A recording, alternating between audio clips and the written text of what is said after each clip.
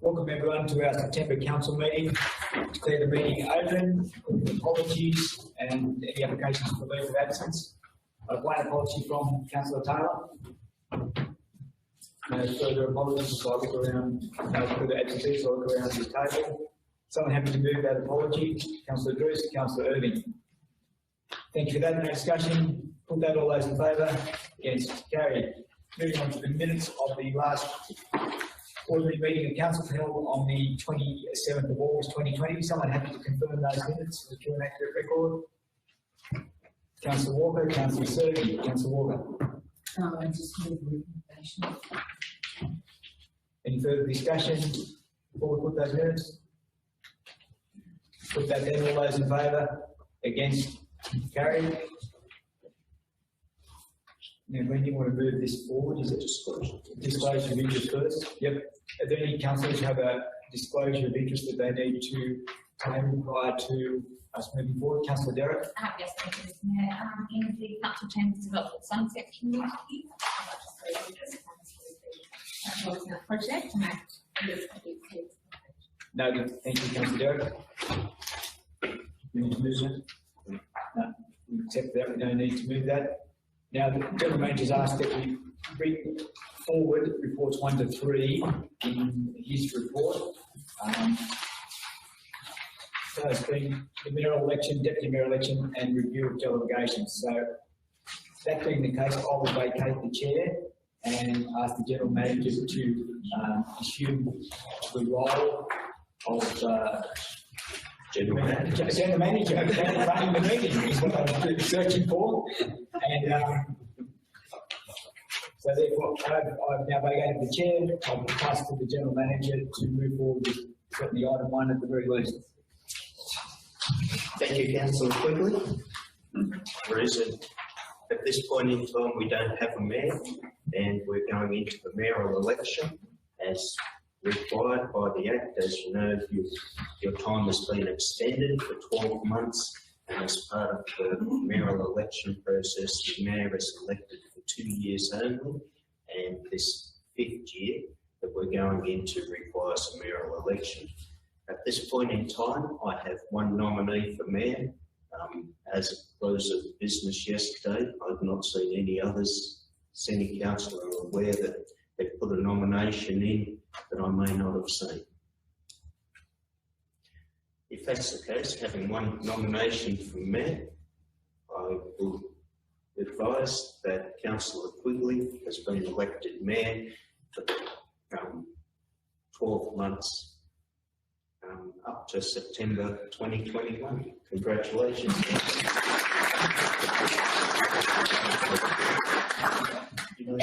I can see it. Thank you. I'll stand to Murphy. Thank you, Councillor Laws, for your endorsement. It really does mean something to me, but I hope you all feel that we're actually really, as a group, achieving something for this town and this community. I think we should be proud of what we've achieved in these last couple of years, and I look forward to, in this next 12 months, really bringing a whole lot of projects to completion. When we look back on the last 3 years, I think we'll be really very proud of what's been achieved in probably what's been a pretty short time frame. And I value your support in everything that we've been doing in every committee. I know how much work's going on in all these committees to get things up and running, and the deliberations and the good sense that you people bring to the table, along with our General Manager, Manager of Finance Administration, Manager of Engineering Services, Manager of Health and Development, and particularly Jodie for all of her help. It's very much appreciated, and I think as a group, I think we should be very pleased with what we're doing. Let's continue and kick a few more goals, and yeah, make us proud of what we've achieved in our community, our town, and our district.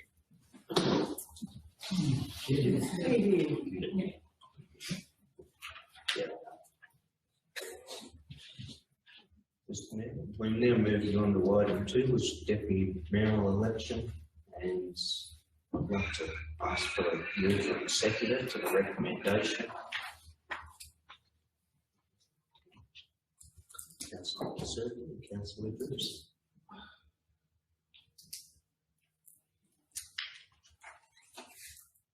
Again, ask councillors, Mr. Mayor I've received one nomination for Deputy Mayor.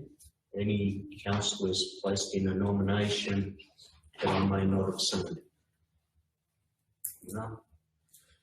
At that point, the nomination for Deputy Mayor was from Councillor Williamson, and at this point, I'll advise that Councillor Williamson will be elected Deputy Mayor.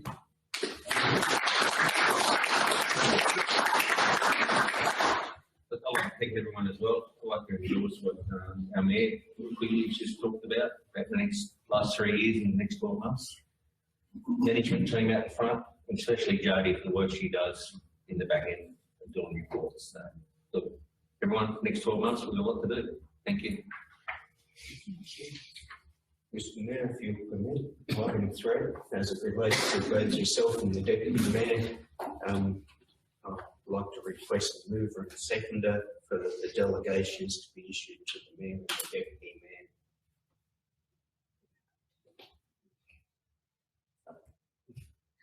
Thank you, Councillor Irving, I sort of caught out of my eye. Councillor Irving and Councillor Derrick.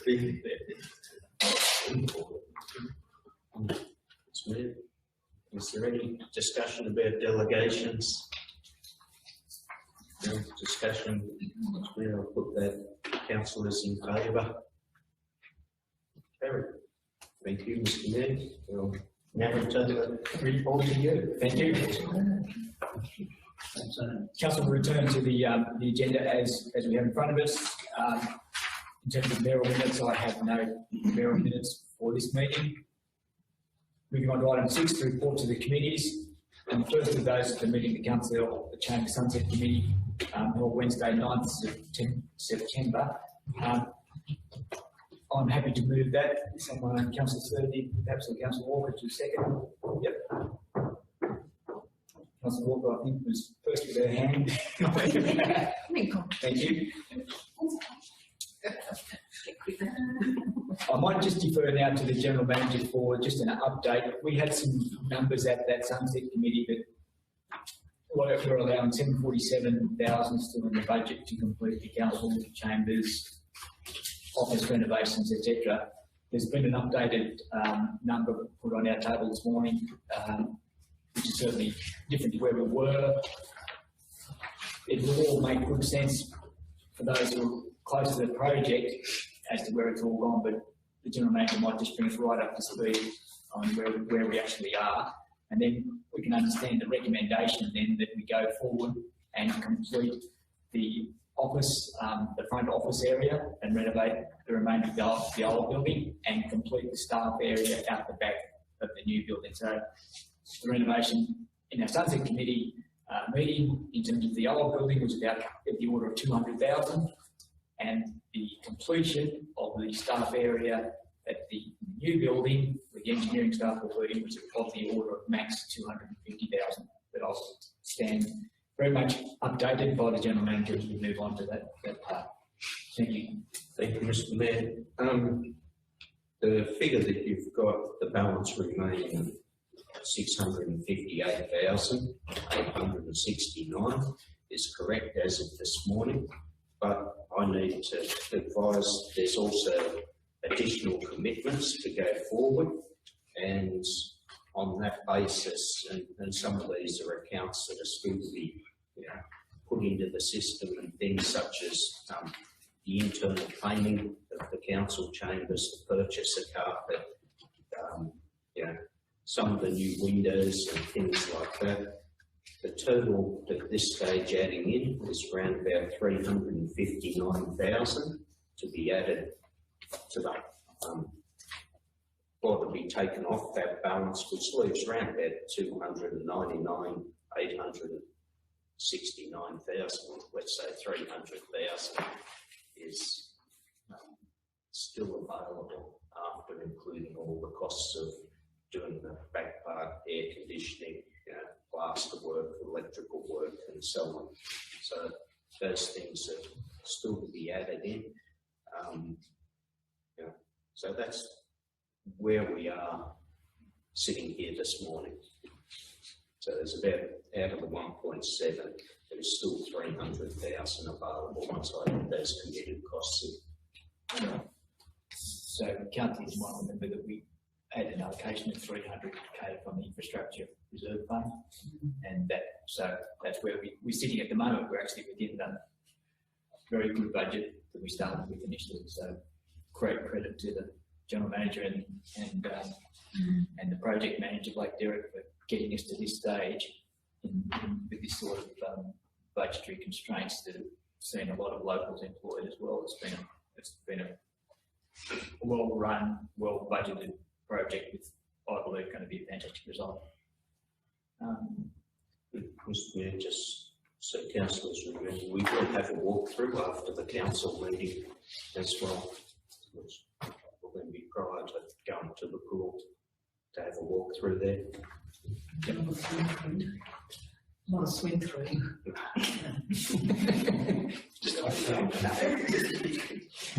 Okay, any further discussion before we put that? So we're basically endorsing, what we're endorsing is the completion of the council chamber project. That's what we're basically doing when we vote on this recommendation. And so what we proposed, what the Sunset Committee had given was in principle support for the general manager to keep going while plaster, as I said, for a year, much cheaper to just get it done than come and revisit it at a later stage. And that, even then, getting it done now seems to bring it in under that around, well, get around the 1.4 sort of situation. So, give or take, we're going to get a fantastic project. I don't believe we could have, I can't imagine we could have built it any better anywhere across the country. So, any further discussion before we put that? Certainly. Yes. Was there any update on the drawings at all? You know how the architect was asked to complete drawings? Did that actually eventuate? Because I was reading the minutes from April that the architect was meant to complete drawings. Did that occur, or did we just, Yes, all drawings up to that date were undertaken, and the contract with the architect was terminated as per the agreement of the contract we had. So there's been no further work done, there's been no additional engineering drawings undertaken through the architect. Obviously there's other construction drawings, but they form part of the costing of things like the steel frame. They redraw and recertify those things, but they're in the costing of that. So there's been no additional drawings done. okay. Thank you. Thank you. Any further comments, questions before we put the first of the committee meetings recommendations? No, that being the case, put that. All those in favour? Against? Carried. Moving on to the second committee report, that being the Warren Public Arts Committee, 15th September, looking for a mover of that recommendation. Councillor Survey, Councillor Williams, Councillor Survey. Yeah, we have a meeting as the recommendations that we have made to council. We're just looking for endorsement of those so we can move along with the project. Happy to answer any questions that may arise. Question, Councillor Walker. You're through, Mr. Mayor. I was just wondering, is there the mural that is being moving forward?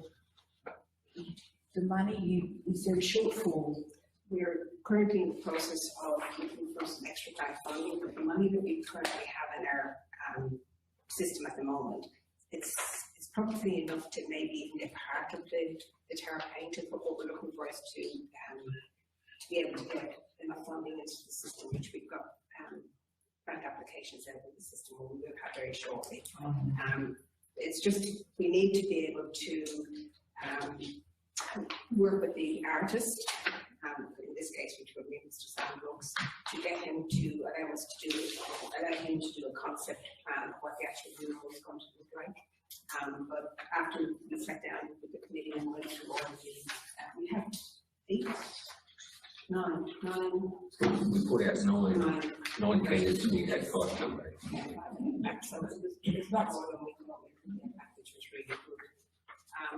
So basically what we're looking for now is we need to, if it all goes through the system, it will allow us to get Sam to do a concept plan of what the the actual mural will be, because it is going to be sports team mural to fit in with the precinct of where we are. And then we can, that will come back to the committee and we'll work out which one is the best one to fit what we want. And then by then we should definitely have the money to be able to march along and get this involved. It'll be the first of our public arts, so it's going to be done properly, right, to the satisfaction of everybody on the committee and basically the community as well. So I thought it's a good choice that you all the new chairman, as you probably have a bit of knowledge about given your background. without their cards.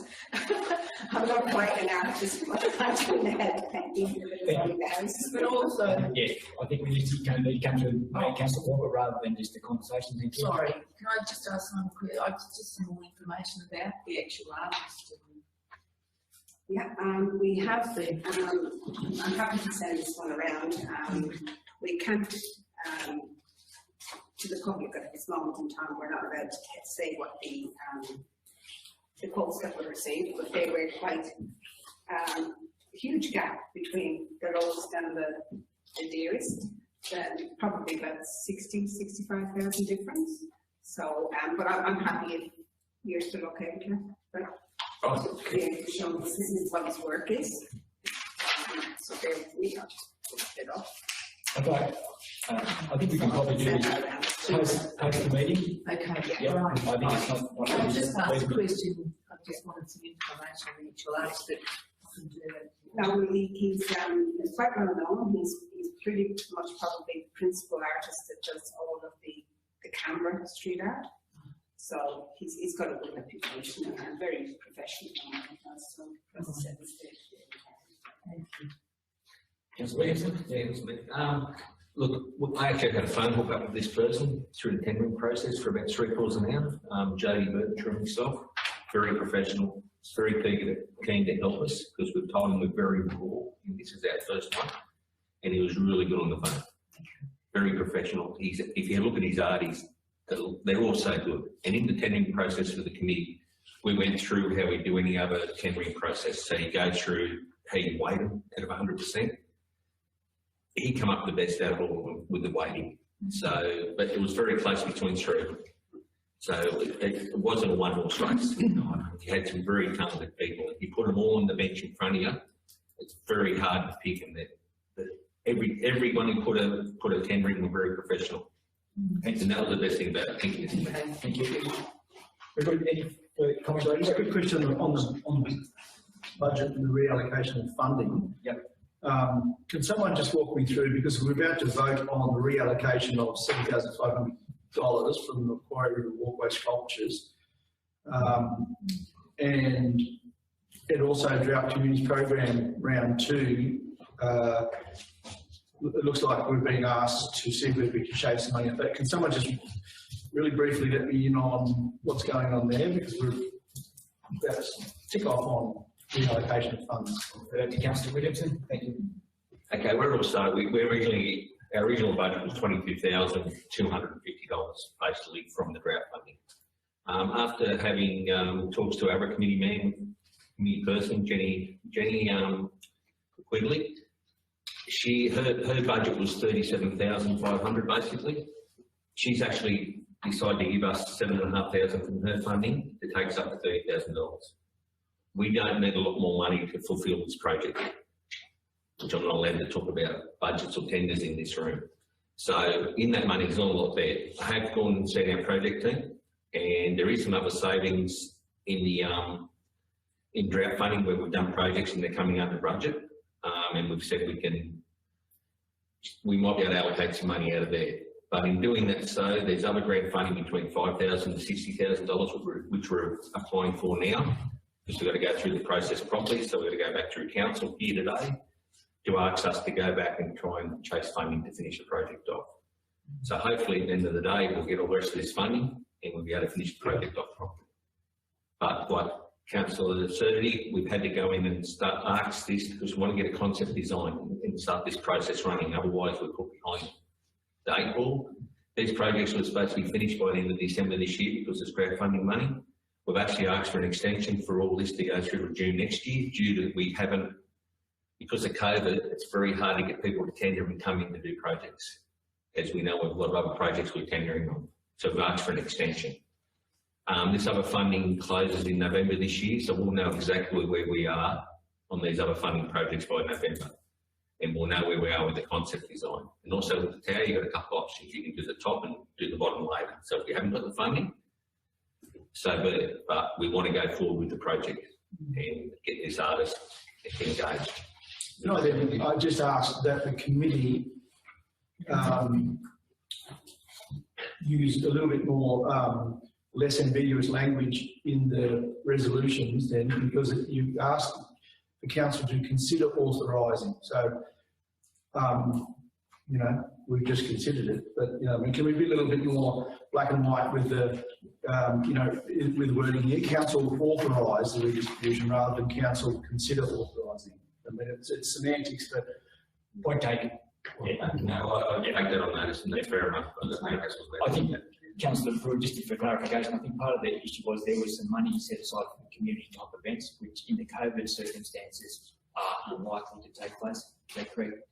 Yeah. I'm happy with that. I just, the language is kind of a bit waffling. Yeah, taken. Mr. Mayor, if we could just take considered it. Yes. Yeah. Been mover and second, happy with that? Yes, please. That recommendation, the one at 4.3. Okay. Yes. Any further comments, questions before we put that? Yes. Yeah, thank you, Mr. Mayor. Just also that probably needs clarifying as well, and Councillor Cernity or Councillor Williamson might be able to help with this. Jenny initially was as the Warren Arts Council representative. We were going to have a competition, but for the sculptures. It's now slightly changed. I know as council we made a recommendation in July to move forward on a competition with a prize. The way that's being held now is slightly different, and maybe the general manager might be able to expand on that, about how that competition is more about an exhibition rather than a competition. The general manager has no knowledge of what's being asked of him. Maybe the councillors who attend that committee could assist.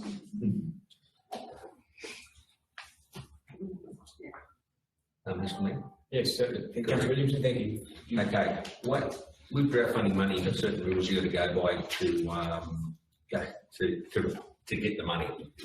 So we've had to go, instead of having a competition, the way it's worked, it's going to be a selective tendering sort of process. So there's already some local artists who have been asked a fair while ago to do some sculptures. So they've been asked to go ahead and do their sculptures and go through that project. It's just the wording when you've got drought funding, how you're supposed to use the money, how it gets done. That's why we've had to change it. So back then we thought that was the way to go, but after consultation with the project management team, how it works, we've had to change it to a selective artist. I think that's the proper word around doing it. Yeah. And that's why it's had to go that way.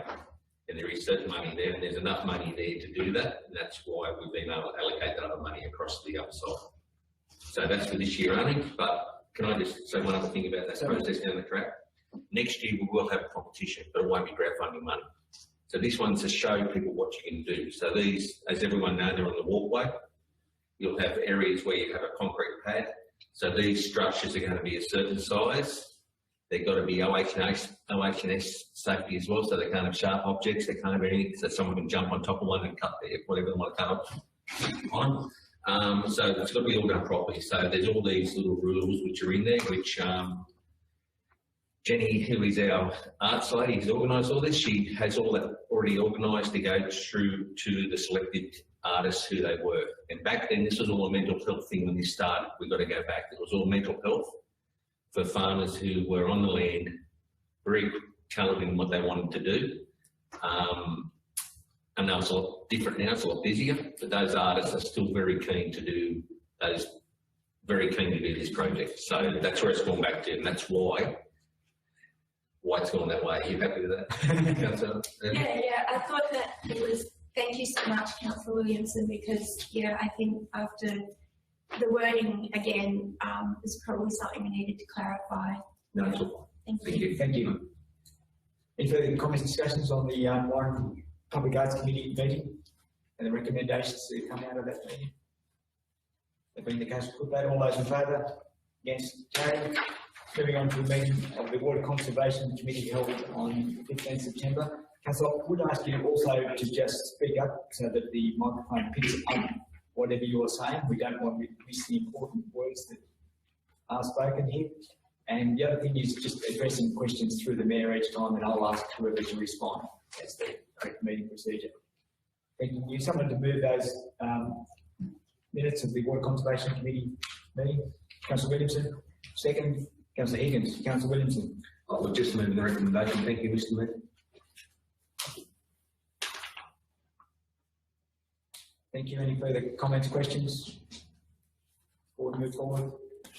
No comments, questions. Let's put that. All those in favour? Against? Carried.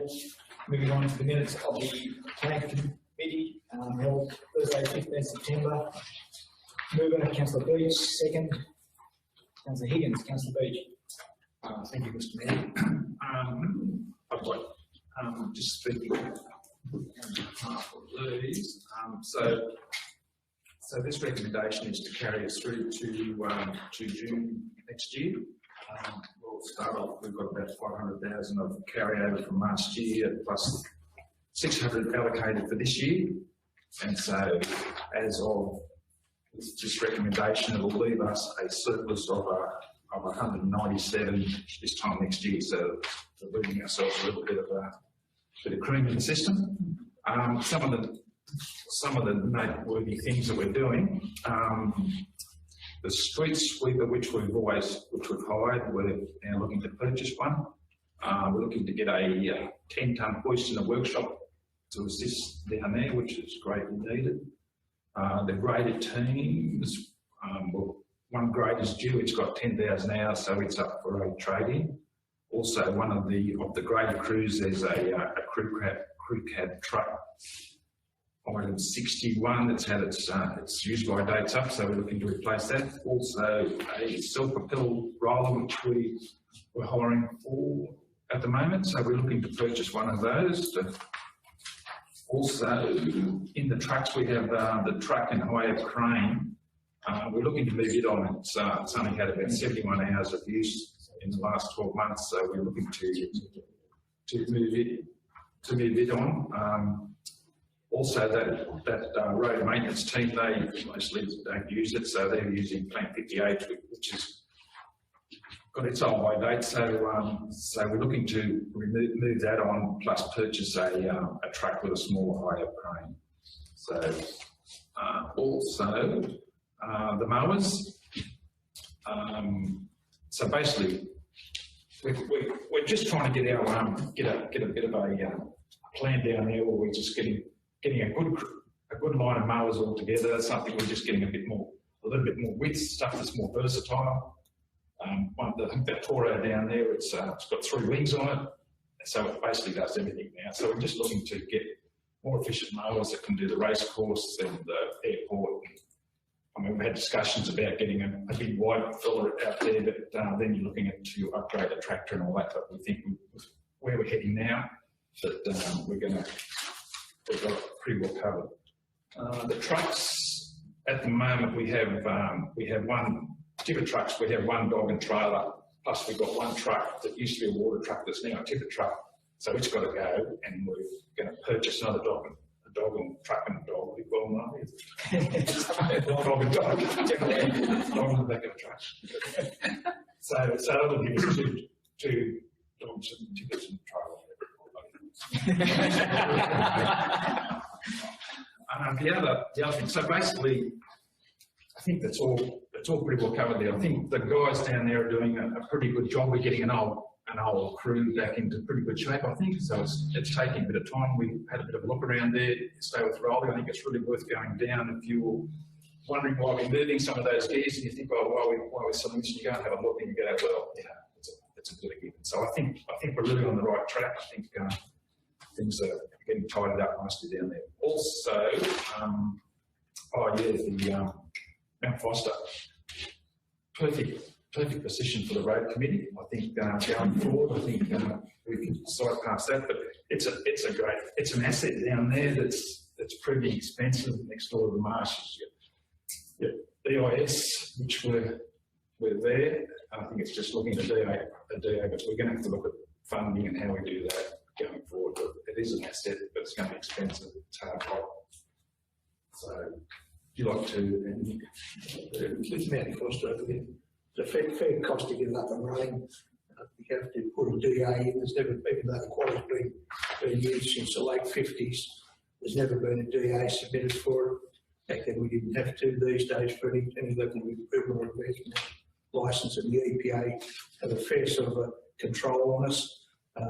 We need to do things, not an REF, which is fairly simple, a review of environmental factors, which is rather simple. We've got to do an environmental impact statement, which is far more comprehensive, possibly 5 or 6 times the cost to satisfy it, mainly because we're in the catchment area of the Quarry Marshes.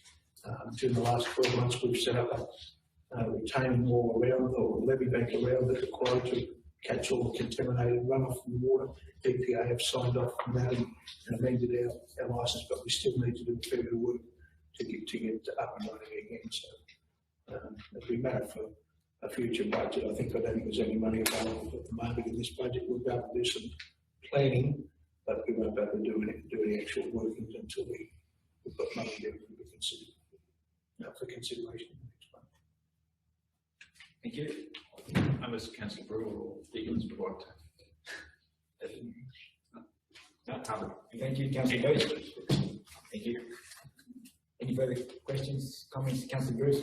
Yes, Mr. Chair, just if you wanted to go down to have a look at some of this machinery, how do we go about? Just give me a yell, right? And if you come down, my office is located right next to the Ball car park. So if we park in the Ball car park, come through there, up a couple of stairs into the office, I can easily take you around and show you where everything's going now. It's late in the day is better because there's less movement within the depot. So last night we were down there, past 5, I think, for a bit of a walk around and look right around the back and have a look at every item of the plan. I was able to describe some of the problems with a couple of the items, the newer items, and the problems. It's quite good, and I have no objection to doing that. Thank you. Any further? Councillor Walker, sorry. Oh, through Mr. Mayor, I was just going to ask you about the quarry. In the long run, I mean, if you do your figures, you obviously are getting material elsewhere for Nyngan and Through you, Mr. Mayor, the material we're using these days, basically a lot of it comes from Holson, which is south of Dubbo. They are selling lower grade material, which more than satisfies our road needs fairly cheap, but we've still got to get it here, and that's the biggest cost. We're carrying a fair bit from 15,000 tonne. We've lined up from Baywood Shire Council's quarry about 20 kilometres south of Nyngan. We're carrying that out on the old Warren Road. We won't get on it at the moment, it's a bit dead, but we've carried 6,000 tonne last week. Doing that by contractors. We also cut a fair bit from roaches at Nyngan, not at Nyngan, south of Nyngan they are, south of, yeah. It's a fairly long haul. Some of our hauls have been well in excess of 100 kilometres, which puts the costs up fairly pricey. The local contractors, which we go through vendor panel to select, they do the right thing, but they've got trucks to maintain as well. We don't expect them to do anything for nothing, so they'll be competitive with that. Thank you. Anybody interested? The gentleman has a comment. Mr. Mayor, just a word of caution. Before council proceeds to start spending big money on this development, I think you need to have an independent business case developed that looks exactly at the cost of materials from other places, the cost of haulage, the cost to set up an EIS for this sort of development will be probably hundreds of thousands just for the EIS, then the cost of machinery, contractors to come in. I know I'm sort of putting a spoke in this wheel, but you could spend millions and not achieve anything. So I really believe in the future, if this is what you want to look at, is have an independent business case developed up with full cost checks so that you have full understanding of what you're going into before you start to go down the track of spending a lot of money, because you might find it goes very, very quick and the money disappears quick, and the cost to offset of building this, you may be able to cut material more effectively, but that needs to be done, and to be totally honest, independent of the people sitting at the front desk here. Thank you. Any further comments or questions before we put the minutes of the plan committee meeting? Councillor Beach. Sorry. Yeah, I think you moved it. Yes. You did move it. Heather just threw me up anyway. You've moved it. We've had our discussion. Is there any further comments or questions before we put that? All those in favour of the plan committee recommendations of their meeting held on 15th September? All those in favour? Thank you. Against? Carried. Moving on to the minutes of the road committee meeting held same day, a little later in the day. So we have to move those minutes and the recommendation. Councillor Beach, second. Councillor Bruce. Councillor Beach. I think the chairman did a terrific job there calling that meeting. No, I'll just as read. Yeah. So sorry, Mark, Councillor Beach, I might add a little bit to you. What we did is had a pretty frank discussion about the timing of roadworks vis-a-vis harvest commitments and trucks, etc. And we moved with understanding all these, the management human services capability to do works at particular times, moved some of the roadworks around so that Council might remember we've got some grant funding to do with the Ellengerard Road, the Old Warren Road and the Nevertire Bogan Road. And the idea of our discussions at the road committee was to program those works but make them as minimally disruptive as we possibly can in terms of potential grain harvest. So the feeling at the meeting was that the Nevertire Bogan Road would carry a lot of grain and work there would be much more disruptive than some of the other two roads. So it was put back. The Ellengerard Road can be started almost immediately. Manfan Engineering Services saying Monday. So the idea is to get in and get that one done and exit that as quickly as is possible because it's ready to go. And the one that probably would have least grain on it after that would be potentially the Old Warren Road. And so we're suggesting that that be the second road that's dealt with in terms of that 6 week or so program to get it up to speed, 2 and a bit kilometres of certainly. So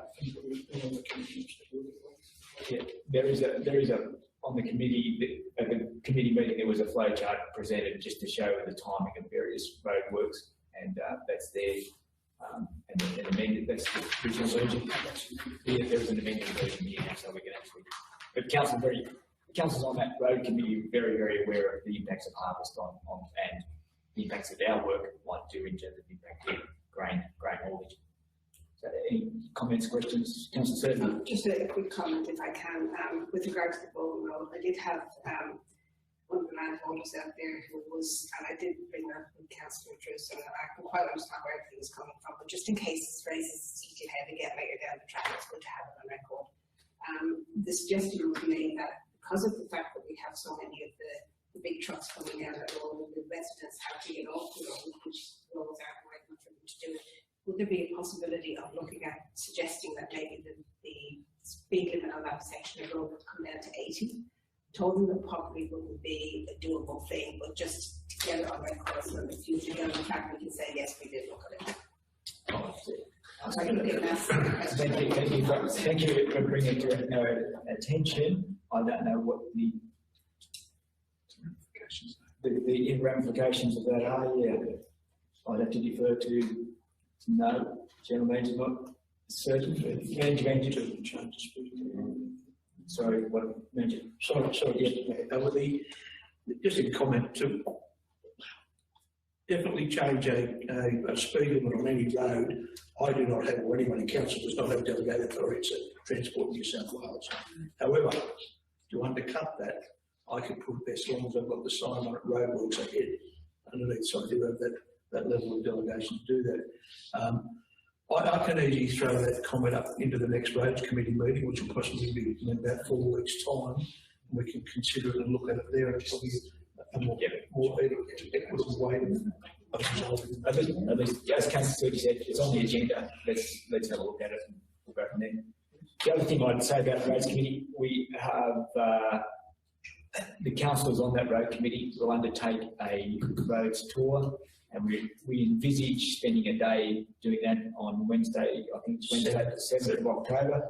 Yep, spend the whole day. So I was doing particularly where the works are going to be undertaken. So the Old Warren Road, the Nevertide Bogan Road, Elmsra Road, and then the Collo Road, which everyone's aware of, the RTR recovery funding, etc. Up there, 6 kilometres, pretty ordinary. The first 2 kilometres that will be worked on up there, and then the piece of pretty ordinary road that's on the Warren Road, which is the road to Canamble, where there's that area that's been under the low-lying area in the trees north of New Park, which has been an ongoing problem because it just won't dry out.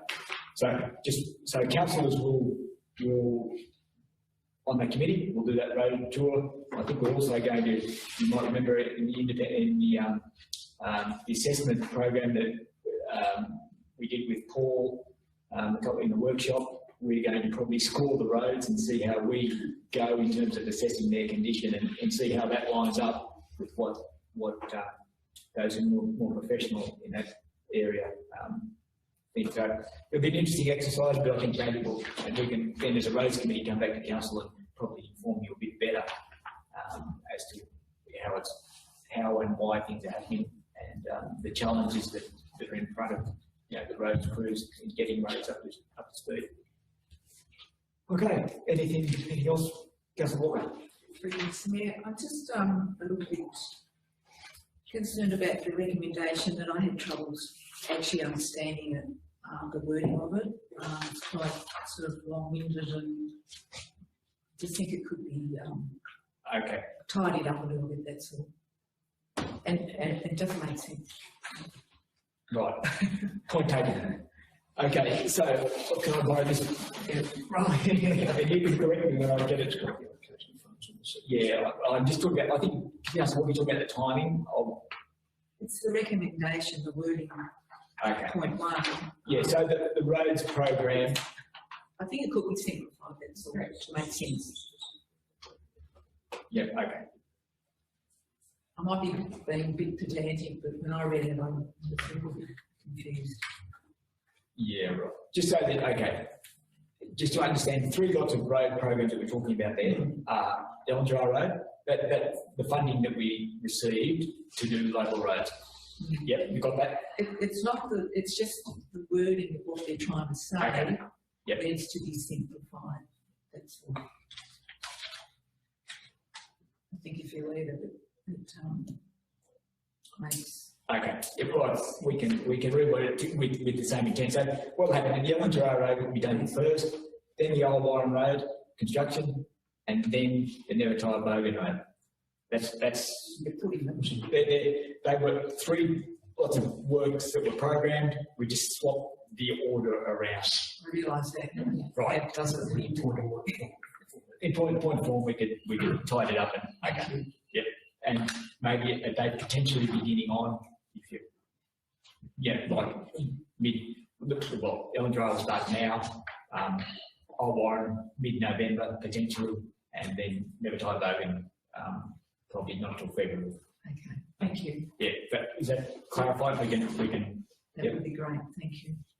Okay, so we might just modify the recommendation, the wording recommendation, Councillor Walker and the gentleman just kindly helping me out here, that the following road works are undertaken in the order below. First is the Elmsra Road, second is the Old Warren Road, third is the Nevertide Bogan Road. Does that make it easier for you? Yes. Beautiful. They're about 6-week blocks so that you understand the time frame. Thank you. Yeah, I can understand how you're degree of confusion when you're there and dealing with it. You get it, or when you're reading it outside that, much harder. Thanks, Councillor Walker. Thank you.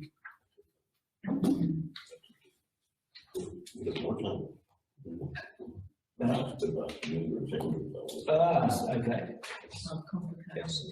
Councillor Beach, Councillor Drews, you happy with that?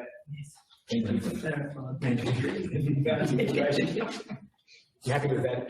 That's the way that the recommendation is worded, and leaving the second part, 5.2 roads inspection the same, to be carried out on the 7th of October. Okay, any further discussion, questions? Councillor Derrick? Yeah, Matt, just wondering if there was any update on the Waterbury Bridge. I appreciate the email updates we've been getting. They've been great, and I think we might get on those tomorrow. Just wondering if there's anything that we could be updated on. Further engineering services for that? I haven't had a look at it yesterday or today, so I'm not aware of the state of it right at the moment. I know there's no staff there at work because they're waiting on the delivery of the planks, and there's 11 planks to be delivered. So, I mean, there's some other minor work we've been completed, like the fisheries required a erosion control wall to go around that's been put in. We've got the erosion control in to satisfy the fisheries. They haven't yet given us a sign off on their stuff, but my contact has said, yeah, it's right, he's waiting for his sign off on it. The road work, the full length of the road's been graded to allow access, and I have had feedback from that. I'll have a look at that later this afternoon probably. Had feedback that it's now very much improved they call it the northwestern route out of the area, which has improved a fair bit. The bridge, I will give an update once I get tomorrow's direction, and I'm able to contact the company. I think the company's working in an isolated area with the company rep, so won't return my phone calls. Or cannot return my phone calls. So, sorry, just to add to that, when engineering services says work's not being done, what did the guys there from Janilton, I think the contractors, so what they're actually doing, when you see no one there, they're actually working, they're actually going to get the next piece required from Janilton. So you've got a day there and a day back. So just because there's no one on site doesn't mean that things aren't happening. It's progressing as fast as is possible. So I think in support of what you're saying, Mr. Mayor, 2 planks were delivered last night. They were unloaded this morning in the trucks on the way back to pick up more. So there is progress. It's a sort of invisible sort of progress being made. So we move fairly quickly into the planks. And if you go out to the site, there's 2 steel planks across the river.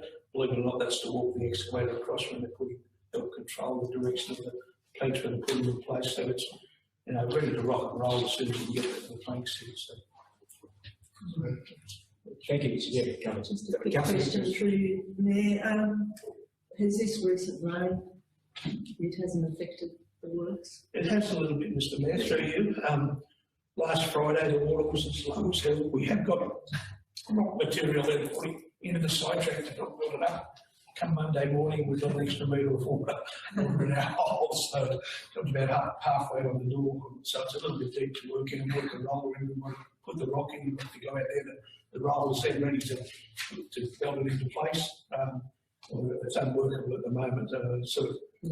Thankfully, the road to Galloway is good, and they're able to get out that end. So we've done nothing with the bypass like we did intend to do on Monday. So. Thank you. Yeah, it's good to have those newsletters going out every week. Though the entire newsletter, so that's appreciated. Thank you. Yeah. Very good. Thank you. Any further comments, questions on the meeting of the minutes of the road committee meeting? That being the case, put that all those in favour. Against, carried. Moving on to minutes of the Manex meeting held same day, 15 September. Someone happy to move those minutes of the management committee meeting? Sorry, Mr. Mayor, did we do the Water Conservation Committee? Yes. Yes. Yes. You're present. Yes. I'll go to sleep. Councillor Williams and Councillor Higgins approved and seconded it. Yep, it was carried. It seems So, going back to the Manex meeting, committee meetings, Councillor, would you like to move that just to make me feel better part of the meeting? Yes. You would like to move that? So you're happy to do that? I'm putting you in the hot seat. No, I'm happy to move that. Yeah. Someone to second? Councillor Certainty. Councillor Brewer. we're going just the recommendation next, waiting for my update. Just moving the recommendation, thank you. Thank you, Councillor Brewer. Any further comments, questions? Yes, Councillor Irving. Mr. Mayor, just with the state cover work health and safety annual self-audit, it looks like we've been below average with that, with those outcomes for a number of years. I just wondered how we can lift the result. Yep. Yeah. I might defer to the General Manager for that. Thank you, Mr. Mayor. Each year, our insurers ask us to do a self-audit, and last year's self-audit showed that we were much better than this year's. They've changed the questions and they've changed the reporting of how they put in the results. When you read that report, it'll show that you can be good, but you can be good in a fraction, or you can be bad, in a fraction, and so on. It's a change of how they did it. What we've been doing the last couple of years has been reporting correctly, so that if we believe we have an internal problem, we actually tell our insurers we have an internal problem, and we work with the insurers on improving that. So there's always, councils will always have issues insurance-wise, and work health and safety-wise, and so on. And we're trying to be as honest as possible to work with the insurer. The insurer appreciates that, because each year they actually give us a return that we're improving. So this year's does look like we're getting worse, but in reality we're improving. It's just the questions change. As part of moving forward, we also have a number of programs. We work with our insurer on training and improvement, and revising governance issues. Hence the reason we've got so many policies in the system and work through that. It's very progressive as we go, and as some issue, let's say COVID-19, crops up overnight and changes the world, the insurer will look at all our policies and procedures and ask, are you, working through COVID-19, complying with all our guidelines? Now, sometimes that takes us a little bit of time to catch up, but we're honest enough now to say, no, we haven't done it, or we've half done it, or we're progressing, or we've completely finished it.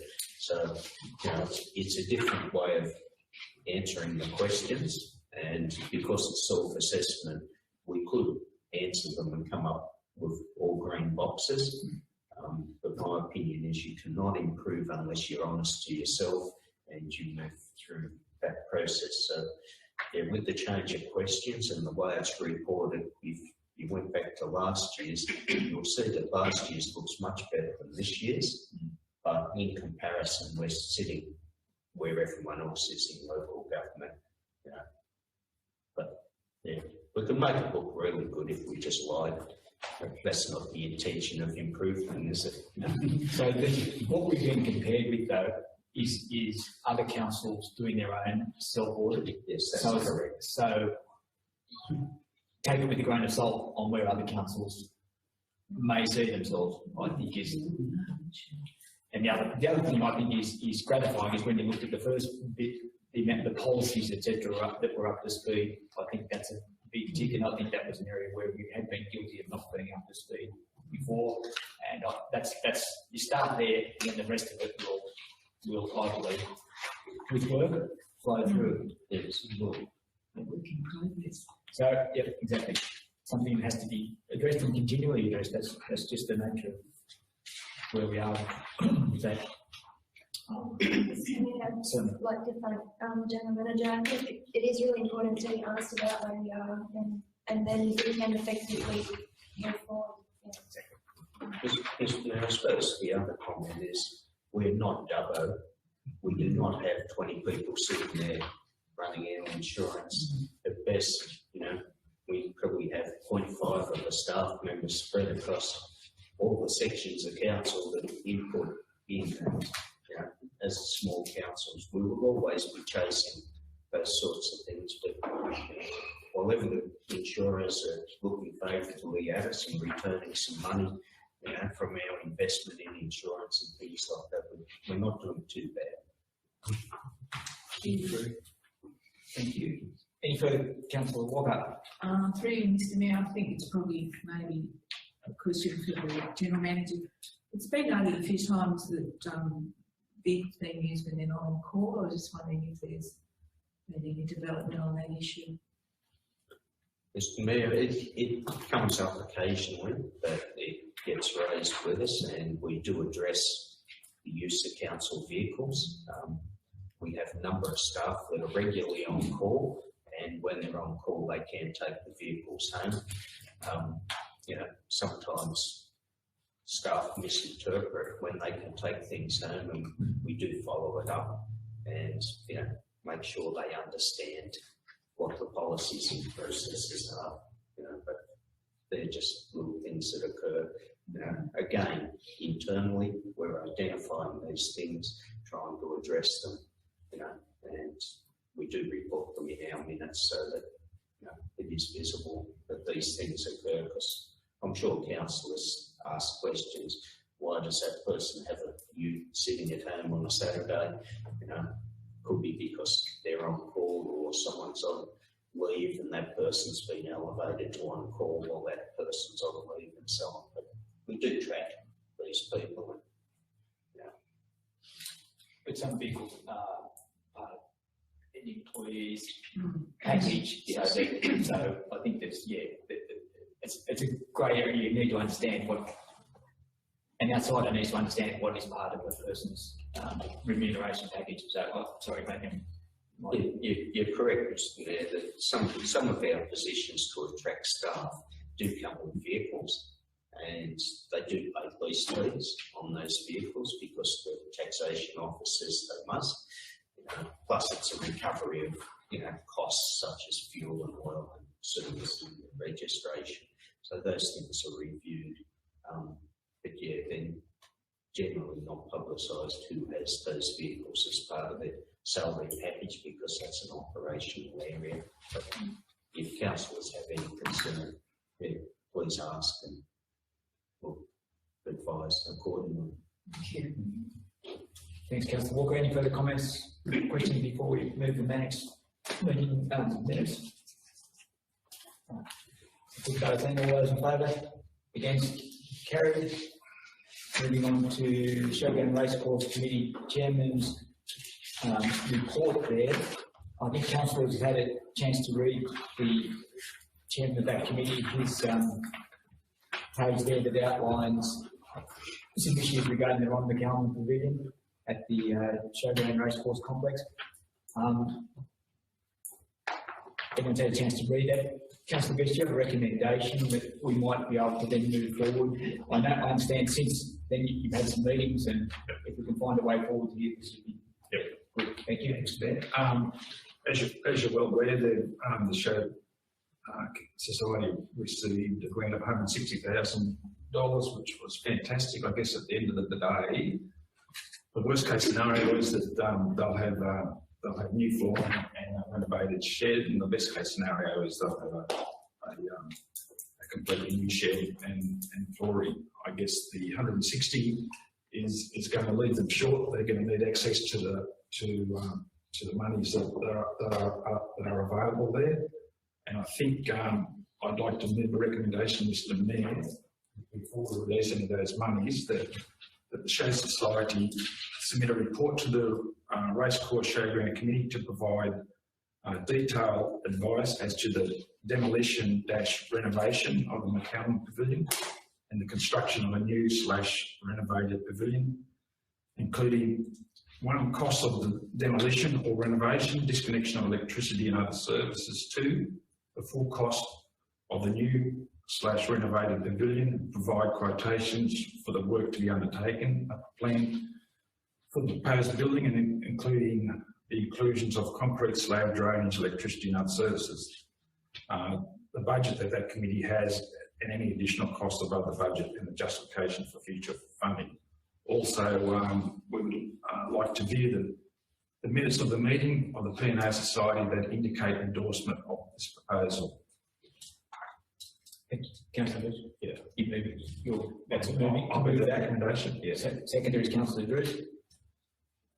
Councillor Bush, anything further to add, or you? Well, I'd just like to add at the beginning of that we sort of continue to support in principle, and the fact that they've got that grant down there, and there are extra funds there that we sort of move along that lines, and like I said in the recommendation that we just like to view all the costings, because the whole project's gone really well out there. It's going to be a great asset for our community, but we do need to keep a complete handle on where we're going.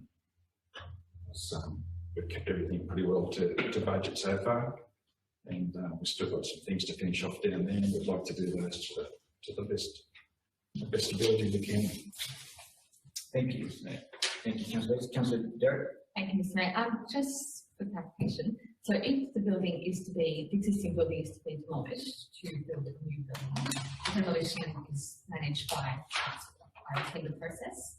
So the P&A Society is not expected to be involved in that process. They're just getting quotes and budget items ready for the construction cost of the new building. I would envisage that Show Society, if they want to demolish the building, they would be responsible for that cost.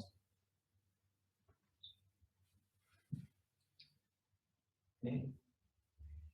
I think we need to be pretty clear about, I think we just, as we're aware, it's gone from a project where we're just going to replace the floor to now something much broader. And so with that comes additional costs. They're not costs that council can bear. So if there is a proposal to come from the P&A Society for the building of a new construction, that total cost has to be understood and allocated to the Show Society. Holders, bowlers. So a follow-on from that, if that was decided, the demolishing of it is the cost of the P&A, but if bits are sold and money is received, where does that go? That's council's money, it's council's building. It can't be any other way, Councillor Walker. That is what it is. I just thought I'd clarify the thank you. Yeah. What happens. So there is that 160 plus that other contingency that could be released with viewing of the costings. Yeah, I understand. We need to move forward with some costings and have an idea. We can't do it otherwise. I think the Show Society as well needs to be very clear about the outcome that they want, and then achieving that outcome within the budget that they have. And that's where we all sit, Councillor Bush is saying. We need to be very clear. We just can't have, there's no such thing as a budget overrun in these circumstances. That's it. Can I ask a question on clarification on the tender process for a new building? Does it have to go through the tender process that council has, or can the P&A Society seek their own tenders for that? How does that work? Do they need to get 3 quotes and this? What's that process? General Manager on that. Yes, Mr. Mayor, the P&A Society have received a grant in their own name, and they can follow their own process, whether they get 1 quote or they get 10 quotes. It would be nice if they did follow the council's procurement policy, which is a minimum of 3 quotes. It just gives some assurance to the P&A Society that they are receiving a range of quotes and they can take the best quote for their money. That makes sense. But we can assist where possible in that system and provide advice. At the end of the day, council inherits the building. It becomes a community asset as soon as it's built. And council is then responsible legally for what happens with that building, how it's used. Even though a third party has received a grant to build the structure, it still becomes a council asset. So, we would like some input into how that process, the procurement process occurs, because at the end of the day, it's still got to meet community standards and, you know, from our side, Australian standards on how it's built. So. Really, also, Mr Mayor, whatever happens, if it's rebuilt or renovated, I gather they have to have some communication, do they, with the power, water, I gather, because maybe the water's lines have been changed, or there's quite a bit of discussion that would be required around that issue. New toilets and showers, there'd be re-plumbing down there, so that's a possibility then, yeah. And the power issue also would need discussion with what's to fit in with what's going on. Well, I guess if you demolish it, the power is going to be disturbed, and there'll be and the state of the power, I guess you don't know until we get there, until it's touched. Yeah, the other side of the council, we need some good planning to come from the P&A Society and within a budget, which I'm sure council will help in terms of just saying this is what's required, water-wise, power-wise, etc. So that the P&A Society is very clear about what they're getting for their money, and council's very clear about what's being provided, and it's a project that fits in with the overall redevelopment of that area to the highest standard. Yeah. Now, we're all after getting the best result we can for those dollars. Yes. The P&A Society have been successful in gaining. So, yeah. Councillor Erling. Thank you, Mr Mayor. Just a question of Councillor Beach. When you talk about the contingency, so when the P&A Association has to do their budget, are they doing their budget according to the funding that's been allocated to them by the showground grant? I guess it's more of a costing on what demolition and the renovation is. I guess once we look at that, we can sort of say, okay, you know, we're quite happy to release extra money. So I think it's just purely a costing action at the moment, as I see it, rather than a budgeting thing, I think.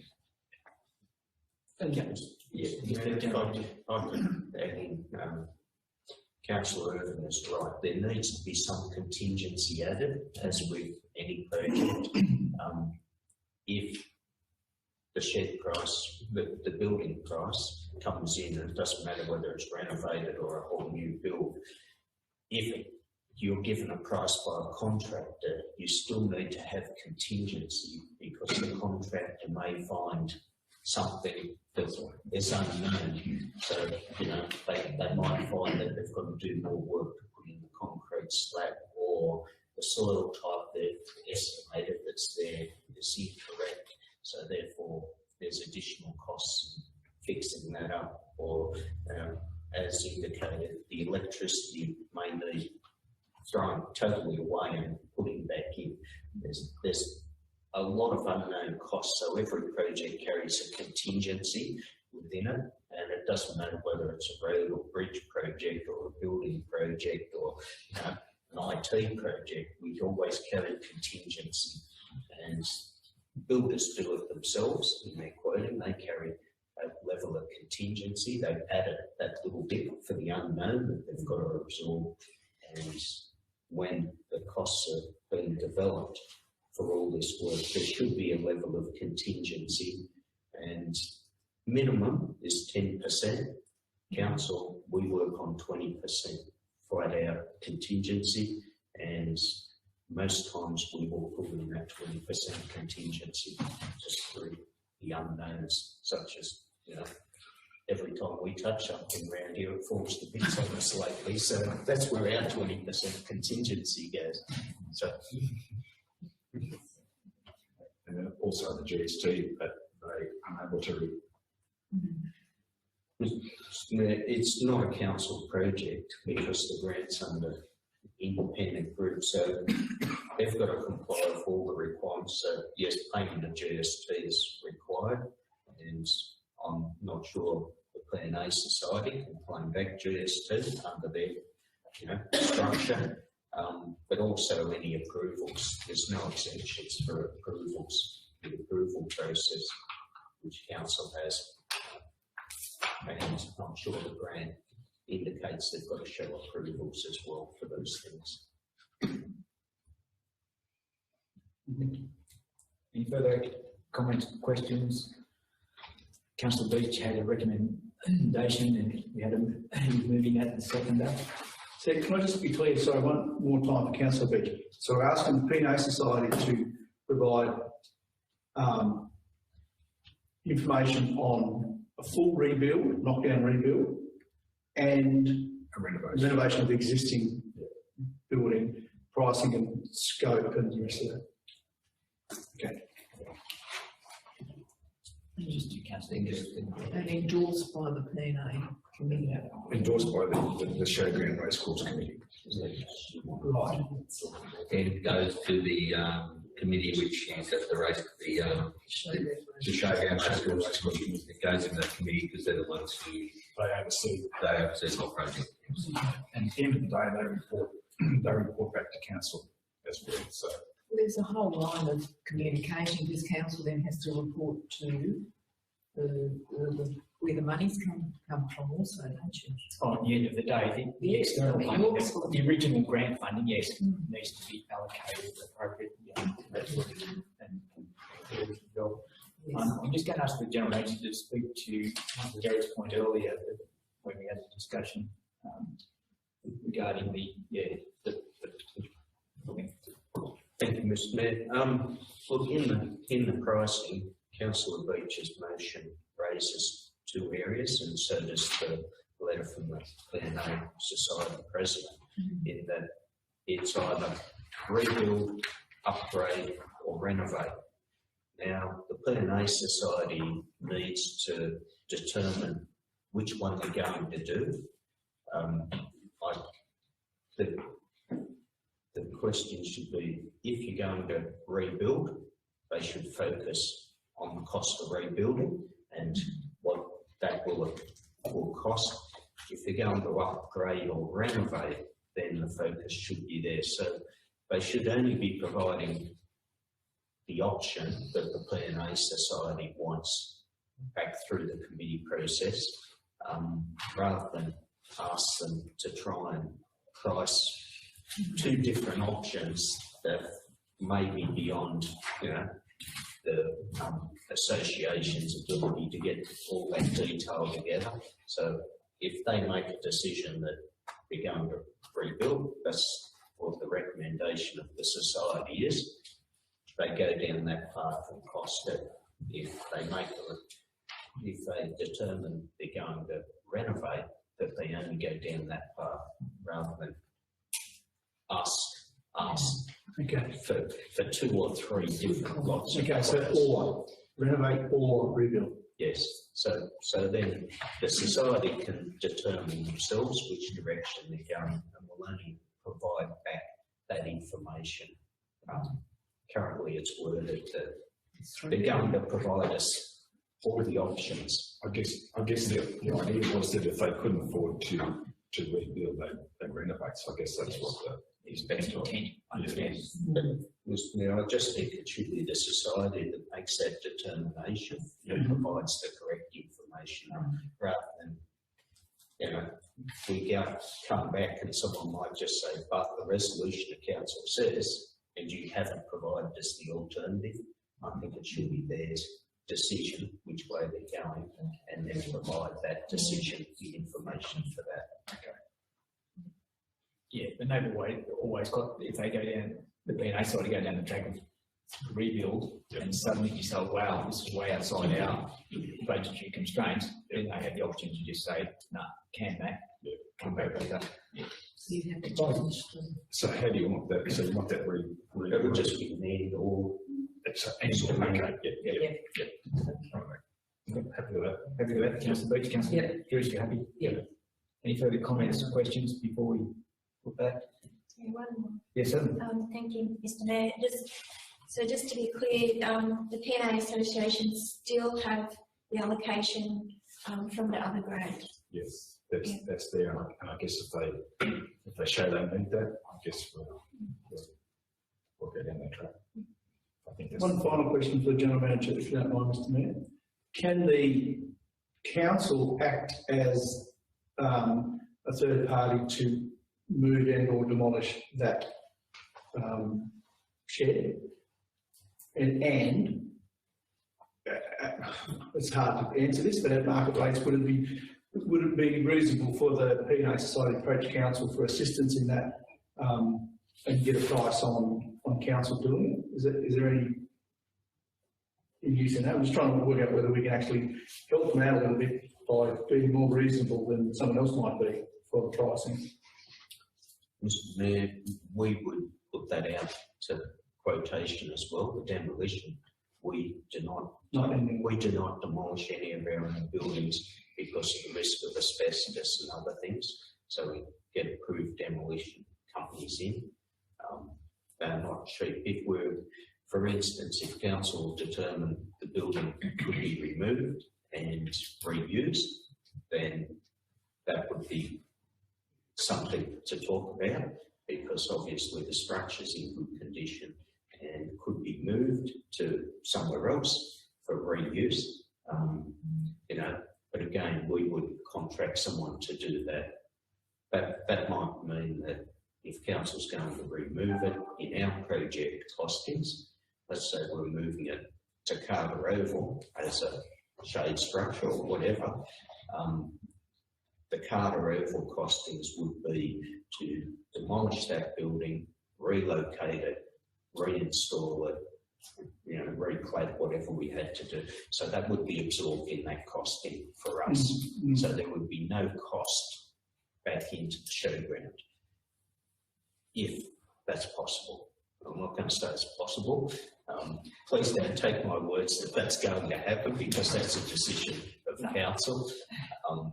But yeah, if it was just to be sold as is, that's part of council's procurement policy.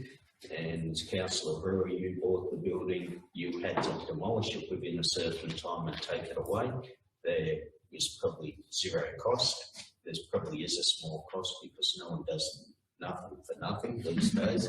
But it could technically be a zero cost if it was sold to someone else and moved on. But again, that's a decision as how we deal with that. And the reason I'm asking that is because the P&A Society might come back and just go, right, the cost of putting an excavator through it and chucking to the tip is this. You asked us to do this, so let's move on. So well, hold on, we might want that shed. So I guess council have to intervene a little way and provide a resource to work out that cost for the P&A. So say, for us to remove it and reuse the shed, it would be this as an alternative to total demolition. And you can see what I'm getting at. Can we provide some assistance to the P&A to say that, because it'd be difficult for the P&A to work out, I think, what would cost council or the value of that shed to council since we already own it. Mr Mayor, the shed does have a value, and on our assets, it is an item and it does have a value, and council would have to determine to write that asset totally off our books anyway. And we'd need that resolution so that the auditors picked up and indicated that you actually did put an excavator through a good building. Please explain why, because it's a community asset and you generally don't do that. If it's end of life, the buildings have fallen into disrepair, reached end of life, their value is negligible, that's fine, you can do that sort of thing. But, we would have to look at the book value, because that's a true cost back into our accounting system. But look, it could be a reuse of that building. It could go to the depot, it could go somewhere else, and therefore, wherever it's going, picks up the cost of the demolition rather than just putting an excavator through it. To be honest, the building is in a good condition, and I think from a community perspective, it would be hard to argue that structurally that building had reached the end of life. I think my view, Councillor Brewer, would be that the P&A Society factor in the worst case scenario, and if it's better than that, it's better than that. Yep, okay. Okay, any further discussion before we put the recommendation moved by councillor Beach, second by councillor Drews regarding the showground race course committee and the dealing with the Ron McCallum pavilion. Any further discussion? Being the case, put that all those in favour, against, carried. Moving on to the items relating to the delegates' reports. Two of those, the first of those is the Outback Arts quarterly board meeting held by Zoom. Here we go. Councillor Sergi, I take it you're happy to move that. Seconder, Councillor Walker, Councillor Sergi. Yeah, we've been holding our meeting today, so we've last two now, I suppose, due to the fact that we're so scattered around the place. We do have the cast grants are now in the process of being out in the community. I think they're due to be back by next week, but I am sitting on that panel and we will be reviewing the applications that come in on the, I think it's the 19th of October. The other thing that we are doing now at the moment is, and we've done in the last couple of meetings, is that we're putting out a quarterly newsletter to all of our shires to let them know exactly, to our shire councils, to let them know exactly what's been happening within each of the communities. And not everything goes through every shire, it just depends on where the funding comes through from. But the one thing that is coming through, and it's in the process of being put together at the moment, is creating like a website which will be, it's a bit like the public art one, where people coming through the various communities will be able to make a trail as to say, oh yeah, okay, you know, they have this event on at certain times.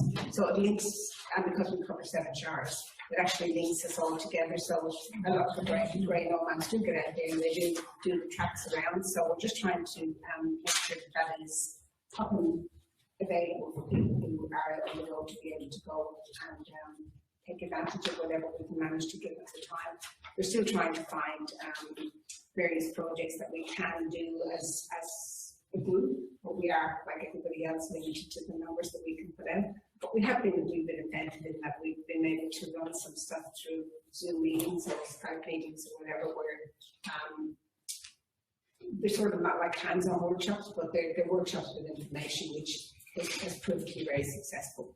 We're getting a lot of hits on our website when people want to know what's out there. Our resources are building up, our resource bases where people can go to get information is really up there. So yeah, so even though we're stuck by COVID, we're still out there doing what we do best. Our gallery is open again, but to limited numbers. And yeah, it's business as usual, up and rolling where we usually do. Thank you. Thank you, Councillor Sergi. Thank you. Any further comments, questions regarding the Outback Arts quarterly board meeting? Councillor Walker. Just one quick question. I was just to point that the project that's being run, you're talking to others and recording, is there anyone in Warren that's part of that? Committee grants? No, but I can't announce it. Which page? The GUI project where they ask builders and what's the first page? Just for a change, Our stories, projects, our stories. It depends on the funding that we get from various people. It depends on who puts the funding out as to what shire may or may not be able to cover. So we're limited. We try to include as many shires as we can in the various projects, but I noticed with some of the grant funding that we get, it doesn't always allow us to go into every shire. Well, then it would be. Well, it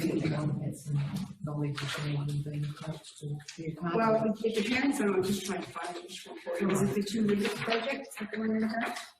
I think Councillor was referring to the, which one, projects, our Projects, stories? our stories. Yeah. What they do is they link in with, it depends on who they approach. Sometimes they can go straight through to the Lands Council. We seem to have a bit of a good rapport with the Lands Council, but it just depends on the various projects that we do. So yes, so people will be approached and they will be taken up and their stories put into the system. So whatever is allowed for each shire we do, we make sure we make contact with the relevant group in town. Okay, thank you. Thank you, councillor Sturdy. Any further comments, questions before we put the minutes of the regards to the meeting? With that, all those in favour? Against, carried. Moving on to the item 2 of the delegate report. And in recognition of council being a healthy, Warren being a healthy town, and to keep awareness of healthy lifestyle, council will be standing while dealing with the following item. Please stand.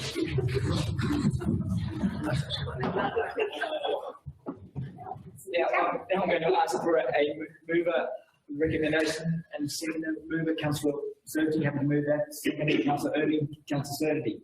Yeah, and this won't be a 1 minute report, I'm sorry, but we had again our She's been planning on my behalf.